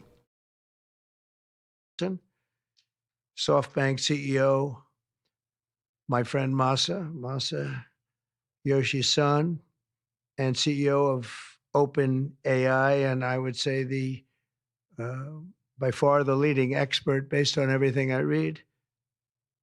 Don't nobody feel any kind of way. Don't hate on the people. Just stick around. You'll get gifted one eventually. Or you can just get the $2.99 membership and help support your boy. But check this out. I don't choose who get gifted.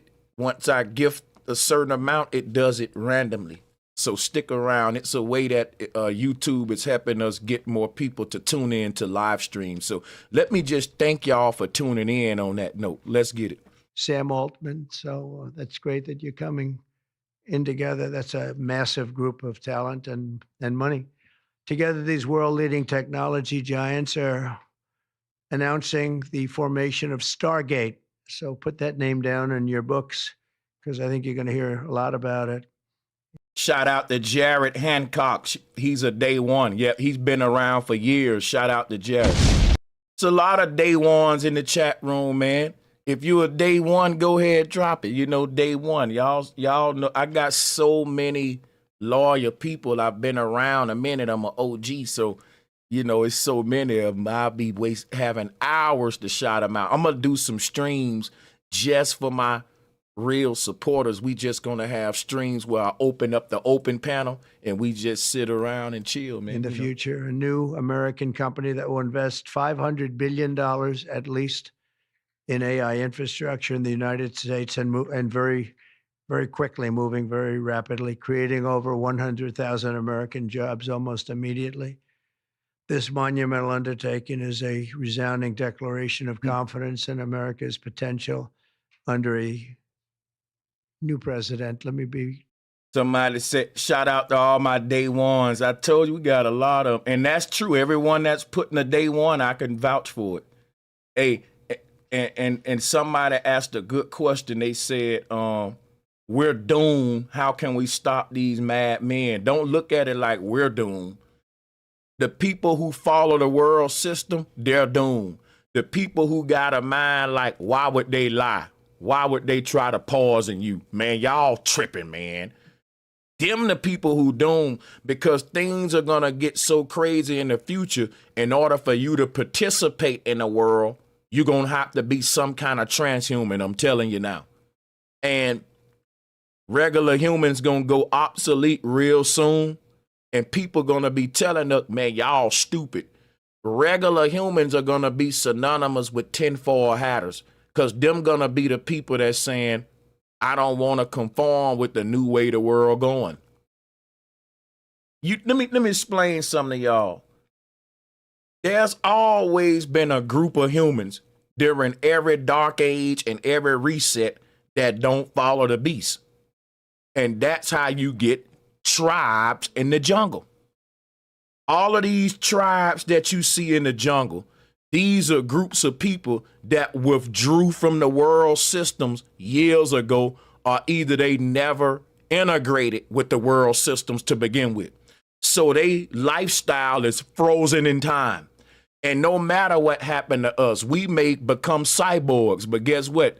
Them tribes in the jungle with them bones in their noses, they gonna still have wooden slingshots, wooden bow and arrows. They're frozen in time. And so what's gonna happen now, we're gonna be like a new tribe that withdraw from the world and keep these old ways. We're gonna be isolated because you ain't gonna be able to really fit into the world if you're a regular human. So regular humans are gonna go back into like this sort of post-apocalyptic tribal state, bushcrafting type naturalism or whatever you want, don't know what you want to call it, but it's going to separate species, because you're basically going to have regular humans over here and transhumans over there. It's going to be hard to live in a metropolitan area or a big city if you're not fusing with AI, coming up in the future. They're about to rebuild the infrastructures in all of these urban areas to support the IoT and the digital tracking system and this new grid that I'm telling you about. So people who ain't really trying to go with the ways of the world right now, you're going to find yourself kind of getting thwarted out. And what that's going to look like is entire communities full of people doing things the old way, from using gas to raising chickens and whatever. And you're going to have to really fight to preserve this way of life, just like the tribal people are doing. When we look at the tribal people, you may say, why don't they care about money or clothes? The only thing they care about is preserving their natural way they've been living, because it keep them alive, it keep them healthy, it keep them living a good life. And as we're on our way to hell, being policed by AI, and we even though we got money, cars, all this stuff, we're not gonna even have our souls. You ain't gonna even have, like, the people been withdrew from world systems, and they became jungle tribes that was frozen in a certain state of time, and they never went back to the world. And so we're now in a certain age where we're saying we don't want to go no further. This is enough for me. So we're going to become a sort of a new tribe of people that's preserving this old way of life of just whatever we decide that's going to look like, but it ain't going to be us moving forward with the technocracy. It's going to be a more slowed down, natural, minimalistic way. So let me give a shout out to, we got here, salutes to D-Dub Exclusive. So Sanchez, do you feel like after the reset, will time start over for us to the 1600s? Well, I don't know exactly about time starting over, but I know about the system starting over. Like, time is just some numbers on a calendar and some days we agreed upon with some months named by Greek Caesars or whatever. But when I talk about reset, the times are changing or resetting. I don't know if you're literally talking about like the clocks, but that's a conversation that's interesting though. And shout out to D-Dub. I appreciate that, love. A new president, I didn't say it, they did. So I appreciate that, fellas. But it'll ensure the future of technology. What we want to do is we want to keep it in this country. China is a competitor and others are competitors. We want it to. So yeah, we let's see if there any more points I wanted to make though. As Donald at the fourth. My bad.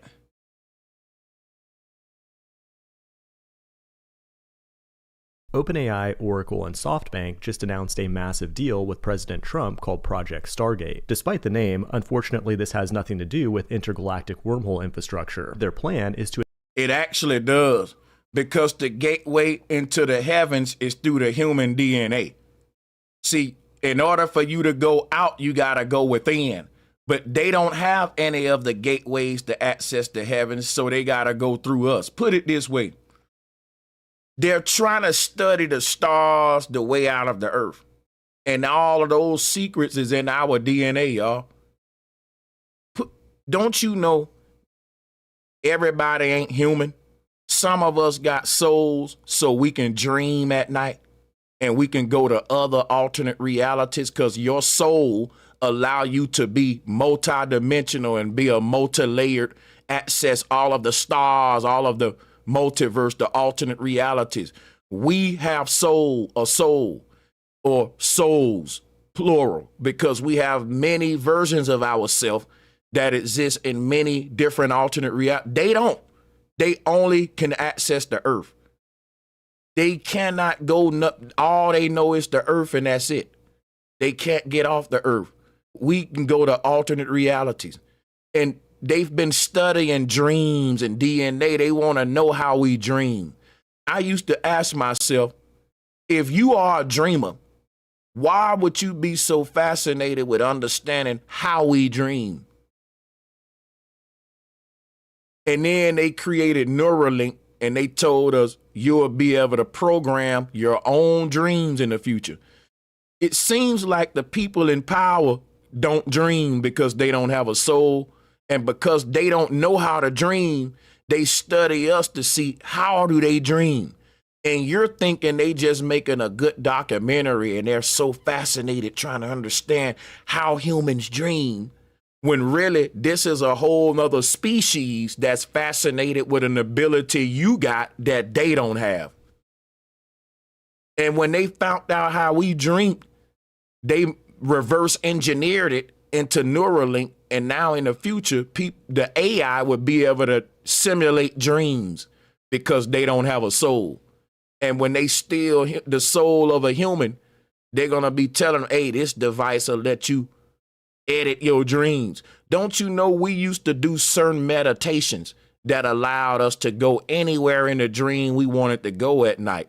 We can program our dreams naturally through meditation, clearing your mind before night, certain frequencies, certain ales and ambrosias that you drink and teas.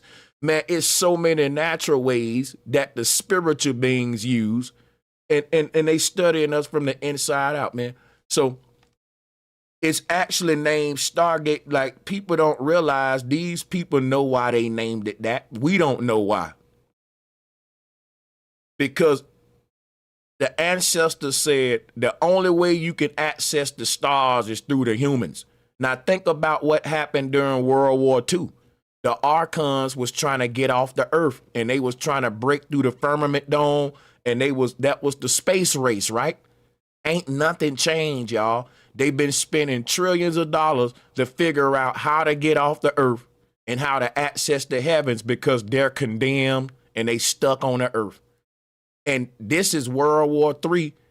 Y'all are like, well, this ain't a space race. It's still a space race. They just found out now that the way to the stars is through the human DNA. The space race never stopped.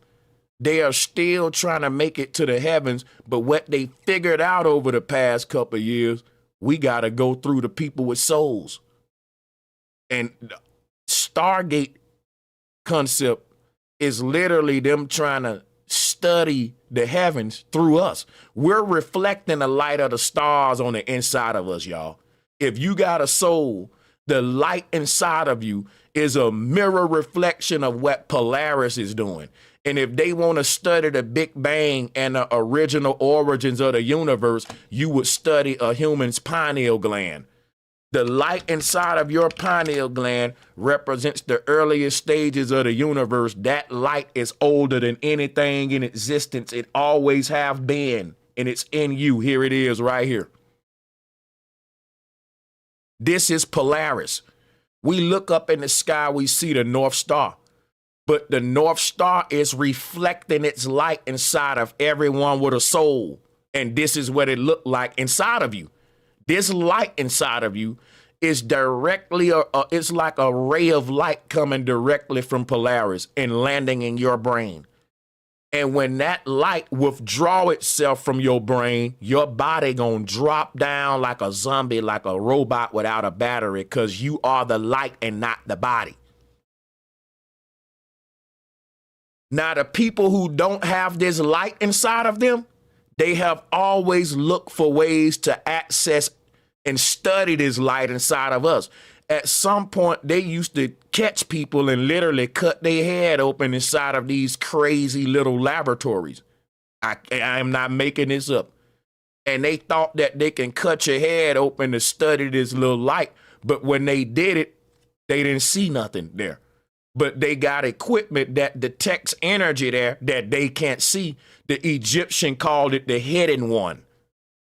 They named this after a god. They said this was the Most High. They call it Atum Ray, the ray of the sun. But it ain't talking about the sun in the sky. It's talking about Polaris, the North Star, the real sun, the central sun. So that's why they call it the hidden one, because all of our thoughts come from this chamber in the middle of the brain. But when they cut the head open, they don't see nothing there. It's just an empty, hollow chamber.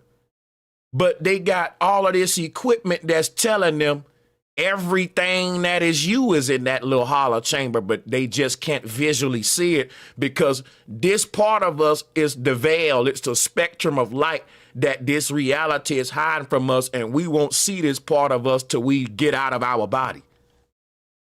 This is the transitional part of the human being from where we stop being humans and we become spirits or souls. And the people who are trying to study the light of the Big Bang, they got to do it through us if you got a soul. So they're going to start creating technology to gain entryway into our genetics, into our DNA, because all of these roads in our DNA lead back to, you know, our essence, frequency. This is basically them studying your individual light. And because they have everyone individual light documented and saved in a data center, they now can make personalized medicine with it, which is their way of saying, hey, we know what we want from them, but they not just gonna willingly give it to us. We're gonna have to give them something too. So they're promising you a world where we ain't sick no more. But the trade-off is access and entryway into your genetic material. You become a real-time trackable being from the thing that makes you, which is your human genetics. To invest a staggering $500 billion in the United States to build the largest data centers the world has ever seen, for the sole purpose of churning out AI slop. To put this number in perspective, the US annual defense budget is $850 billion, but that pays for aircraft carriers, fighter jets, and space lasers. But there was someone who didn't get picked for the Stargate team, and he's feeling... You notice when he showed the space lasers, it was a fake picture. They spending billions of dollars on space lasers, and if you look them up on NASA's site, they're CGI. And that's just free money with you just believing in this stuff. But yeah, let's play the video. But there was someone who didn't get picked for the Stargate team, and he's feeling real... And I'm going to tell you, the reason I'm playing this video, they got to make Elon beef with Altman. Because Elon is Trump's man when it comes to like the tech stuff. But if Trump is going to be the face of all of the tech bros uniting with one agenda, he can't make it so obvious. So it'll look very obvious if you had Elon working with his competitors. People will be like, well, wait a minute. Why all of a sudden is everyone working together like they care about our health that much? Aren't there greedy capitalists who only want money? So they got to keep selling you the whole money thing, like Elon hating because his companies and all that. But really, it's a smoke screen so we don't ask the question of why are all the tech companies putting all their money? This is the biggest unification of corporate power we've saw in a while. This is a merger. You got to look at it that way. But they're selling it to you like a race because the company's competing. Really bummed out right now. His name is... And so they got to make it look like at the end of the day, these are a bunch of capitalists who's still in competition versus a worldwide United Nations agenda against humanity. Y'all get what I'm saying? So you got to have petty beefs, little bitty fights, as it'll just be too suspicious. Elon, and everyone seems to forget that he has an AI company too. He claims that SoftBank does... Right, like if Trump working with all these AI tech companies who's supposed to be competing with each other, and it's just hunky-dory, everybody getting along because they care so much about curing cancer, that'll be red flags. You need some drama and some beef, bro. As somebody, any pilot with a brain will be like, this is just too good to be true. It never happened in the world before, where this many greedy capitalists come together because they care about our health.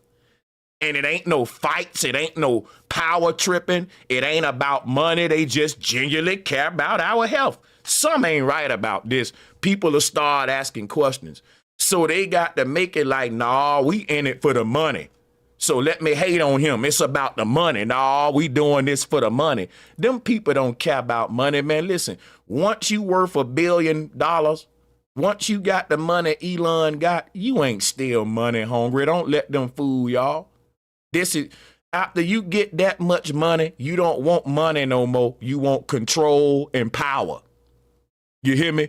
So the people with all the money got to make you think what they want is money when they really want power at this point. And the more power they get, the more power the people lose. We're going into a police state and a dictatorship, and AI gonna be policing us. Doesn't actually have the money secured, and says the whole Stargate thing is fake. Sam Altman then came in with a famous high road clapback, where he compliments Elon but says he's wrong, and then invites him to come visit the project that's already underway. Then Sadia jumps in to back up Altman, saying he's good for his 80 billion. I'm good for my 80 billion. In today's video, we'll find out what the Stargate Project really is, and why you should be excited, but also terrified. It is January 23rd, 2025, and you're watching is not actually funded by taxpayers, but instead will come from investors secured by the Japanese bank, SoftBank. Masayoshi Son, investor. So now we working with the Japs. Funded by taxpayers, but instead will come from investors secured by the Japanese bank, SoftBank. Masayoshi Son is the money guy, Sam Altman is the gadgets guy, and Larry Ellison is the muscle. These data center facilities will require tons of energy, and Trump is the gas man who will get that done by using executive orders to divert power to get these things built, which they claim will create 100,000 new jobs, which will then be eliminated by AI when they finish building this thing. On the bright side, this project could make AI cheaper and more accessible, and they're really hyping up its medical benefits, where Larry Ellison said it will enable personalized medicine for everyone, and that it should be able to develop customized mRNA vaccines to cure cancer. Ellison is most well known as a champion sailor, but he also became one of the richest men in the world by creating the first commercial SQL database. He also owns my favorite programming language, Java, and is fighting a legal battle with Dino to maintain control of the JavaScript trademark. But he also has a dystopian vision for society where everything is monitored by AI to keep citizens on their best behavior. Citizens will be on their best behavior, because we're constantly recording and reporting everything that's going on. And we're using... Y'all hear it? I told y'all. Didn't I tell you they want to create a world dictatorship, a digital technocracy where there's zero crime because everyone is chipped up and being monitored at all times by AI from the inside out. It knows your thoughts. See, they telling y'all this. AI is going to be monitoring everything about you so it can make us better. It's going to be constantly monitoring your heart rate, making sure your nutrition is right. It's going to monitor everything about you, and it's going to know everything about you from a genetic level so it can give you the best treatments and all that. So they're selling to you like this is the best health approach, when really it's the best policing approach and an easy way to make an excuse to chip everybody up and to be able to monitor them. See, because think about it. The same man that's telling you he's doing it for health reasons is also in this interview telling you the real reason they doing it. And let's replay it right here. This is why I wanted y'all to see this. Battle with Dino to maintain control of the JavaScript trademark. But he also has a dystopian vision for society where everything is monitored. See, y'all think that this man cares so much about your health when really he's a cult member, a fascist cult member that's a neo-Nazi who's got his own little sinister dystopian view about society. If everybody knew this man's view about how he's seeing society in the future, they will see that he don't care nothing about curing cancer. Because listen to him, listen. Let me put this on the big screen.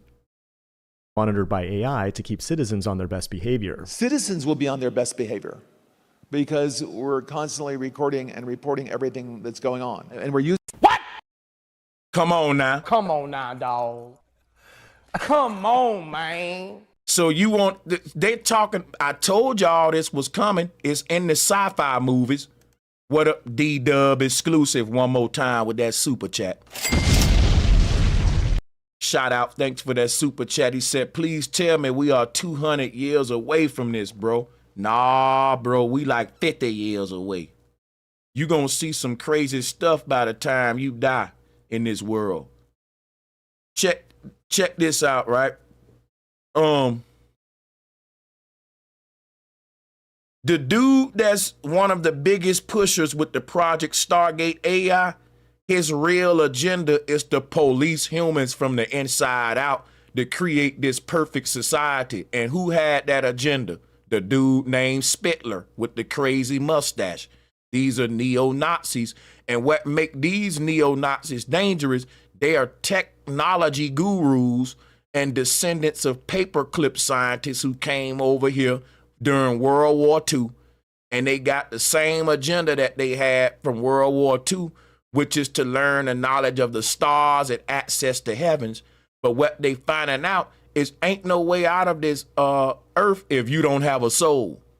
And so they really want to study all the people with souls, study your genetic material, and basically see what makes you you. You're basically like God in the flesh because you got the light of the Most High, which is Polaris, shining inside of you.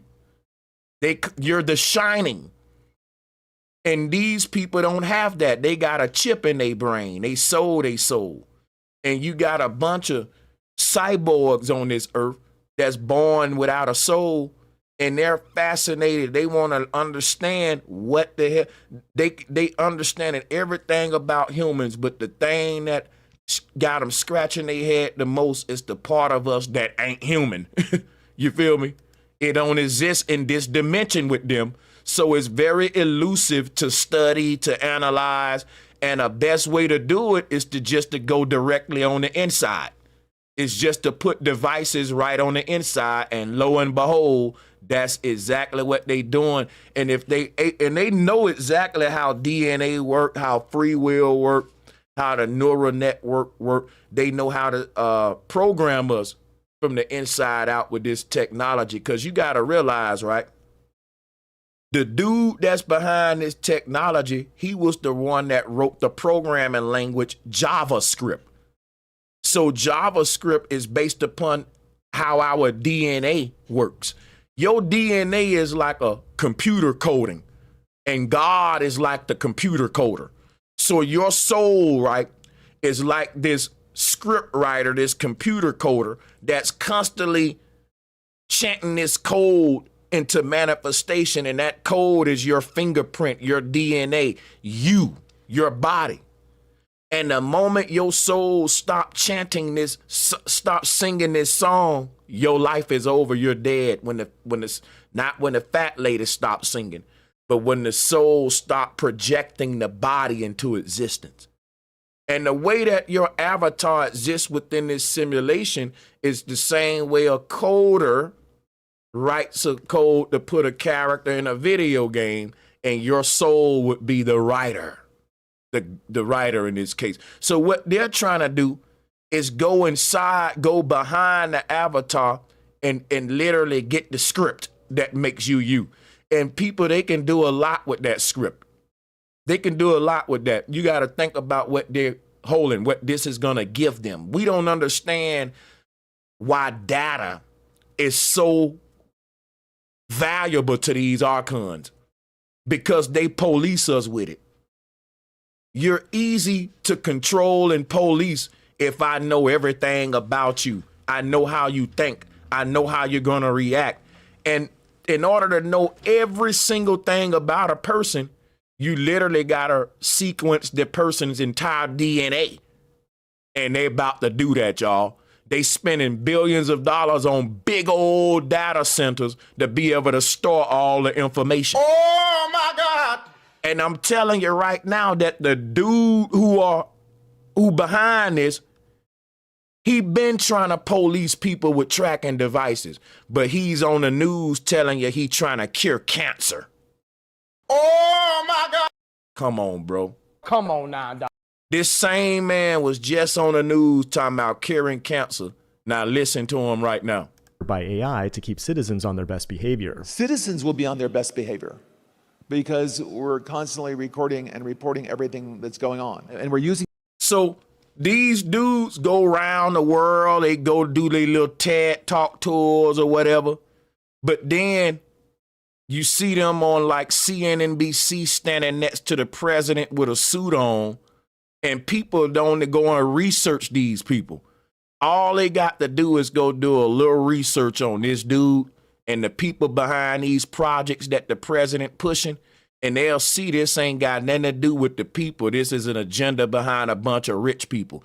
That's why a lot of Trump supporters are just slow, man. They just slow. They be happy because he made two genders, male and female. They happy because he let us say the word retard again. They'll give y'all little bitty stuff like that. Okay, we stopped the, you know, and yeah, I know that's big. I ain't gonna lie, I'm happy for that. But you gotta look at what we be trading off, because the people in power know we got to give them something if they gonna give us something. But they gotta know that whatever we give them, it got to be lesser than what they give us.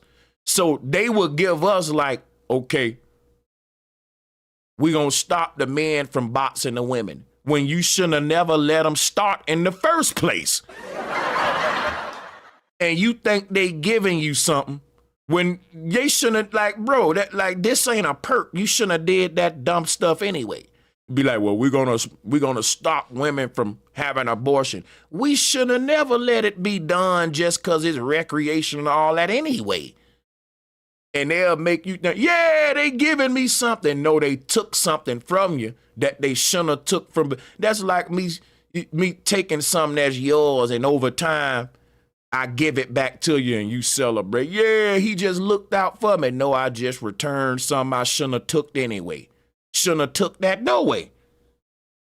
To you, you ain't really getting nothing. You just getting something back. That's a difference.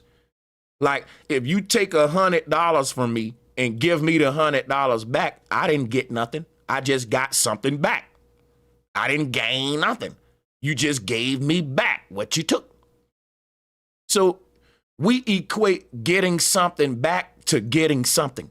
Using AI to monitor the video. This vision will become a reality in the very near future. Stargate currently has 10 data centers under construction in Abilene, Texas, and is expanding to more states soon. And what's interesting is that the government used to have a different Stargate project back in the 70s, which was a top secret CIA project to explore the possibility of psychic warfare. These names are no accident. Oracle sees the future, as Stargate is a portal to other dimensions, and OpenAI is the one who gets to open the portal. The timing is perfect because after years of saying open, like my whole folk be like, well, you know, Trump making, like, I ain't gonna lie, I was glad when he did that, but I was like, it's so easy to be a hero in America because they'll have one scapegoat go up there and mess everything up like the Democrats did.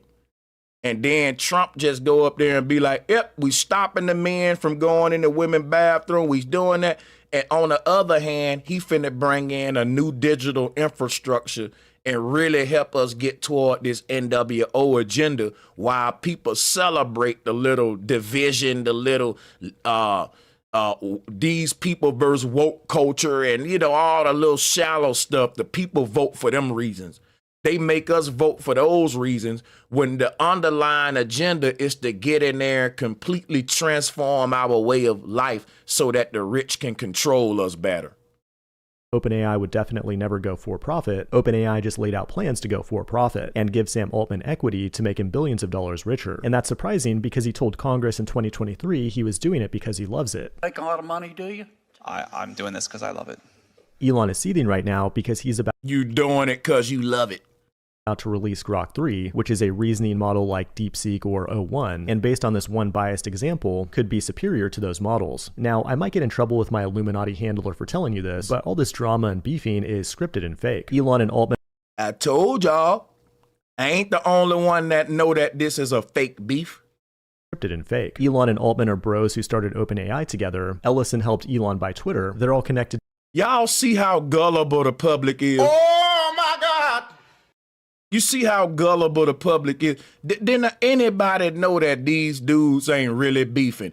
And if you think that Elon and Altman is beefing, you probably fell for the Meek Mill and Drake beef too, didn't you?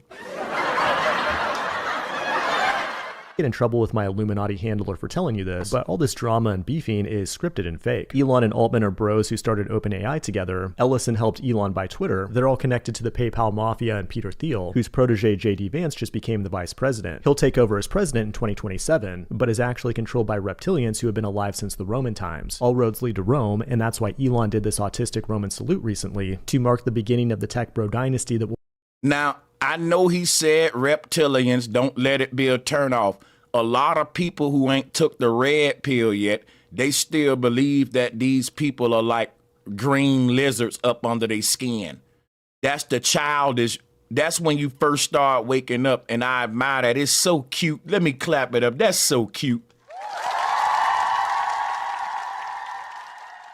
That's what I call a baby woke. Making me want to just pinch your little old nose, son.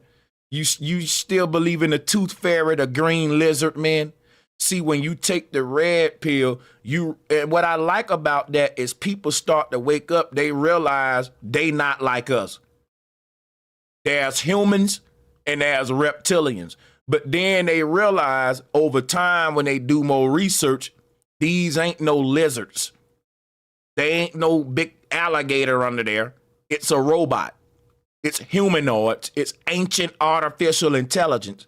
And people can't make this connection because they don't see technology in the ancient world. So when you tell them about the digital tech gods of Egypt and Babylon coming back to the earth, they like, what do you mean technology in Egypt? They had technology? Why you think it's a mystery on how the pyramids was built? Because science tells us that the Egyptians didn't have technology, but when you take technology away, now we don't know how they built the pyramids. And all we got to do is say, hey, they built the pyramids because they had technology, but we won't say that. So because we won't say that, it's a big mystery. We don't know how the pyramids was built.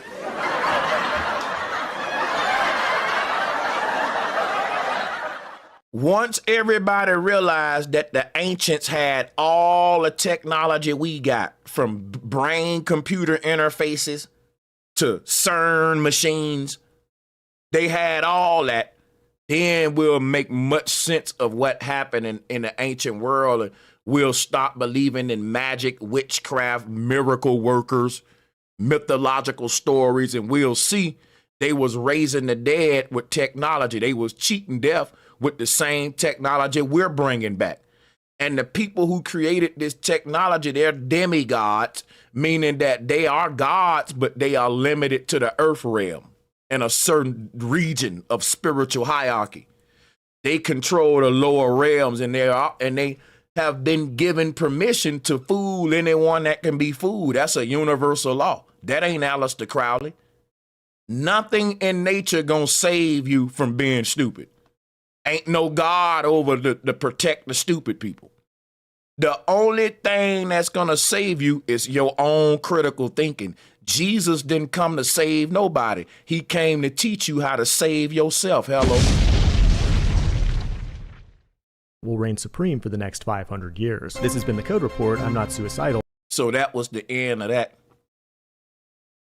But y'all get the point. I got to get up out of here right now because we are at 3 hours. But before I go, I'm always giving you only what you need to know and how it's going to affect us directly as spiritual beings on all aspects, politically, physically, biologically, you name it. I'm on top of it. I'm thorough. So stick around. You in the right place. I'm going to consistently bring y'all this fire content that the people need in these spiritual times.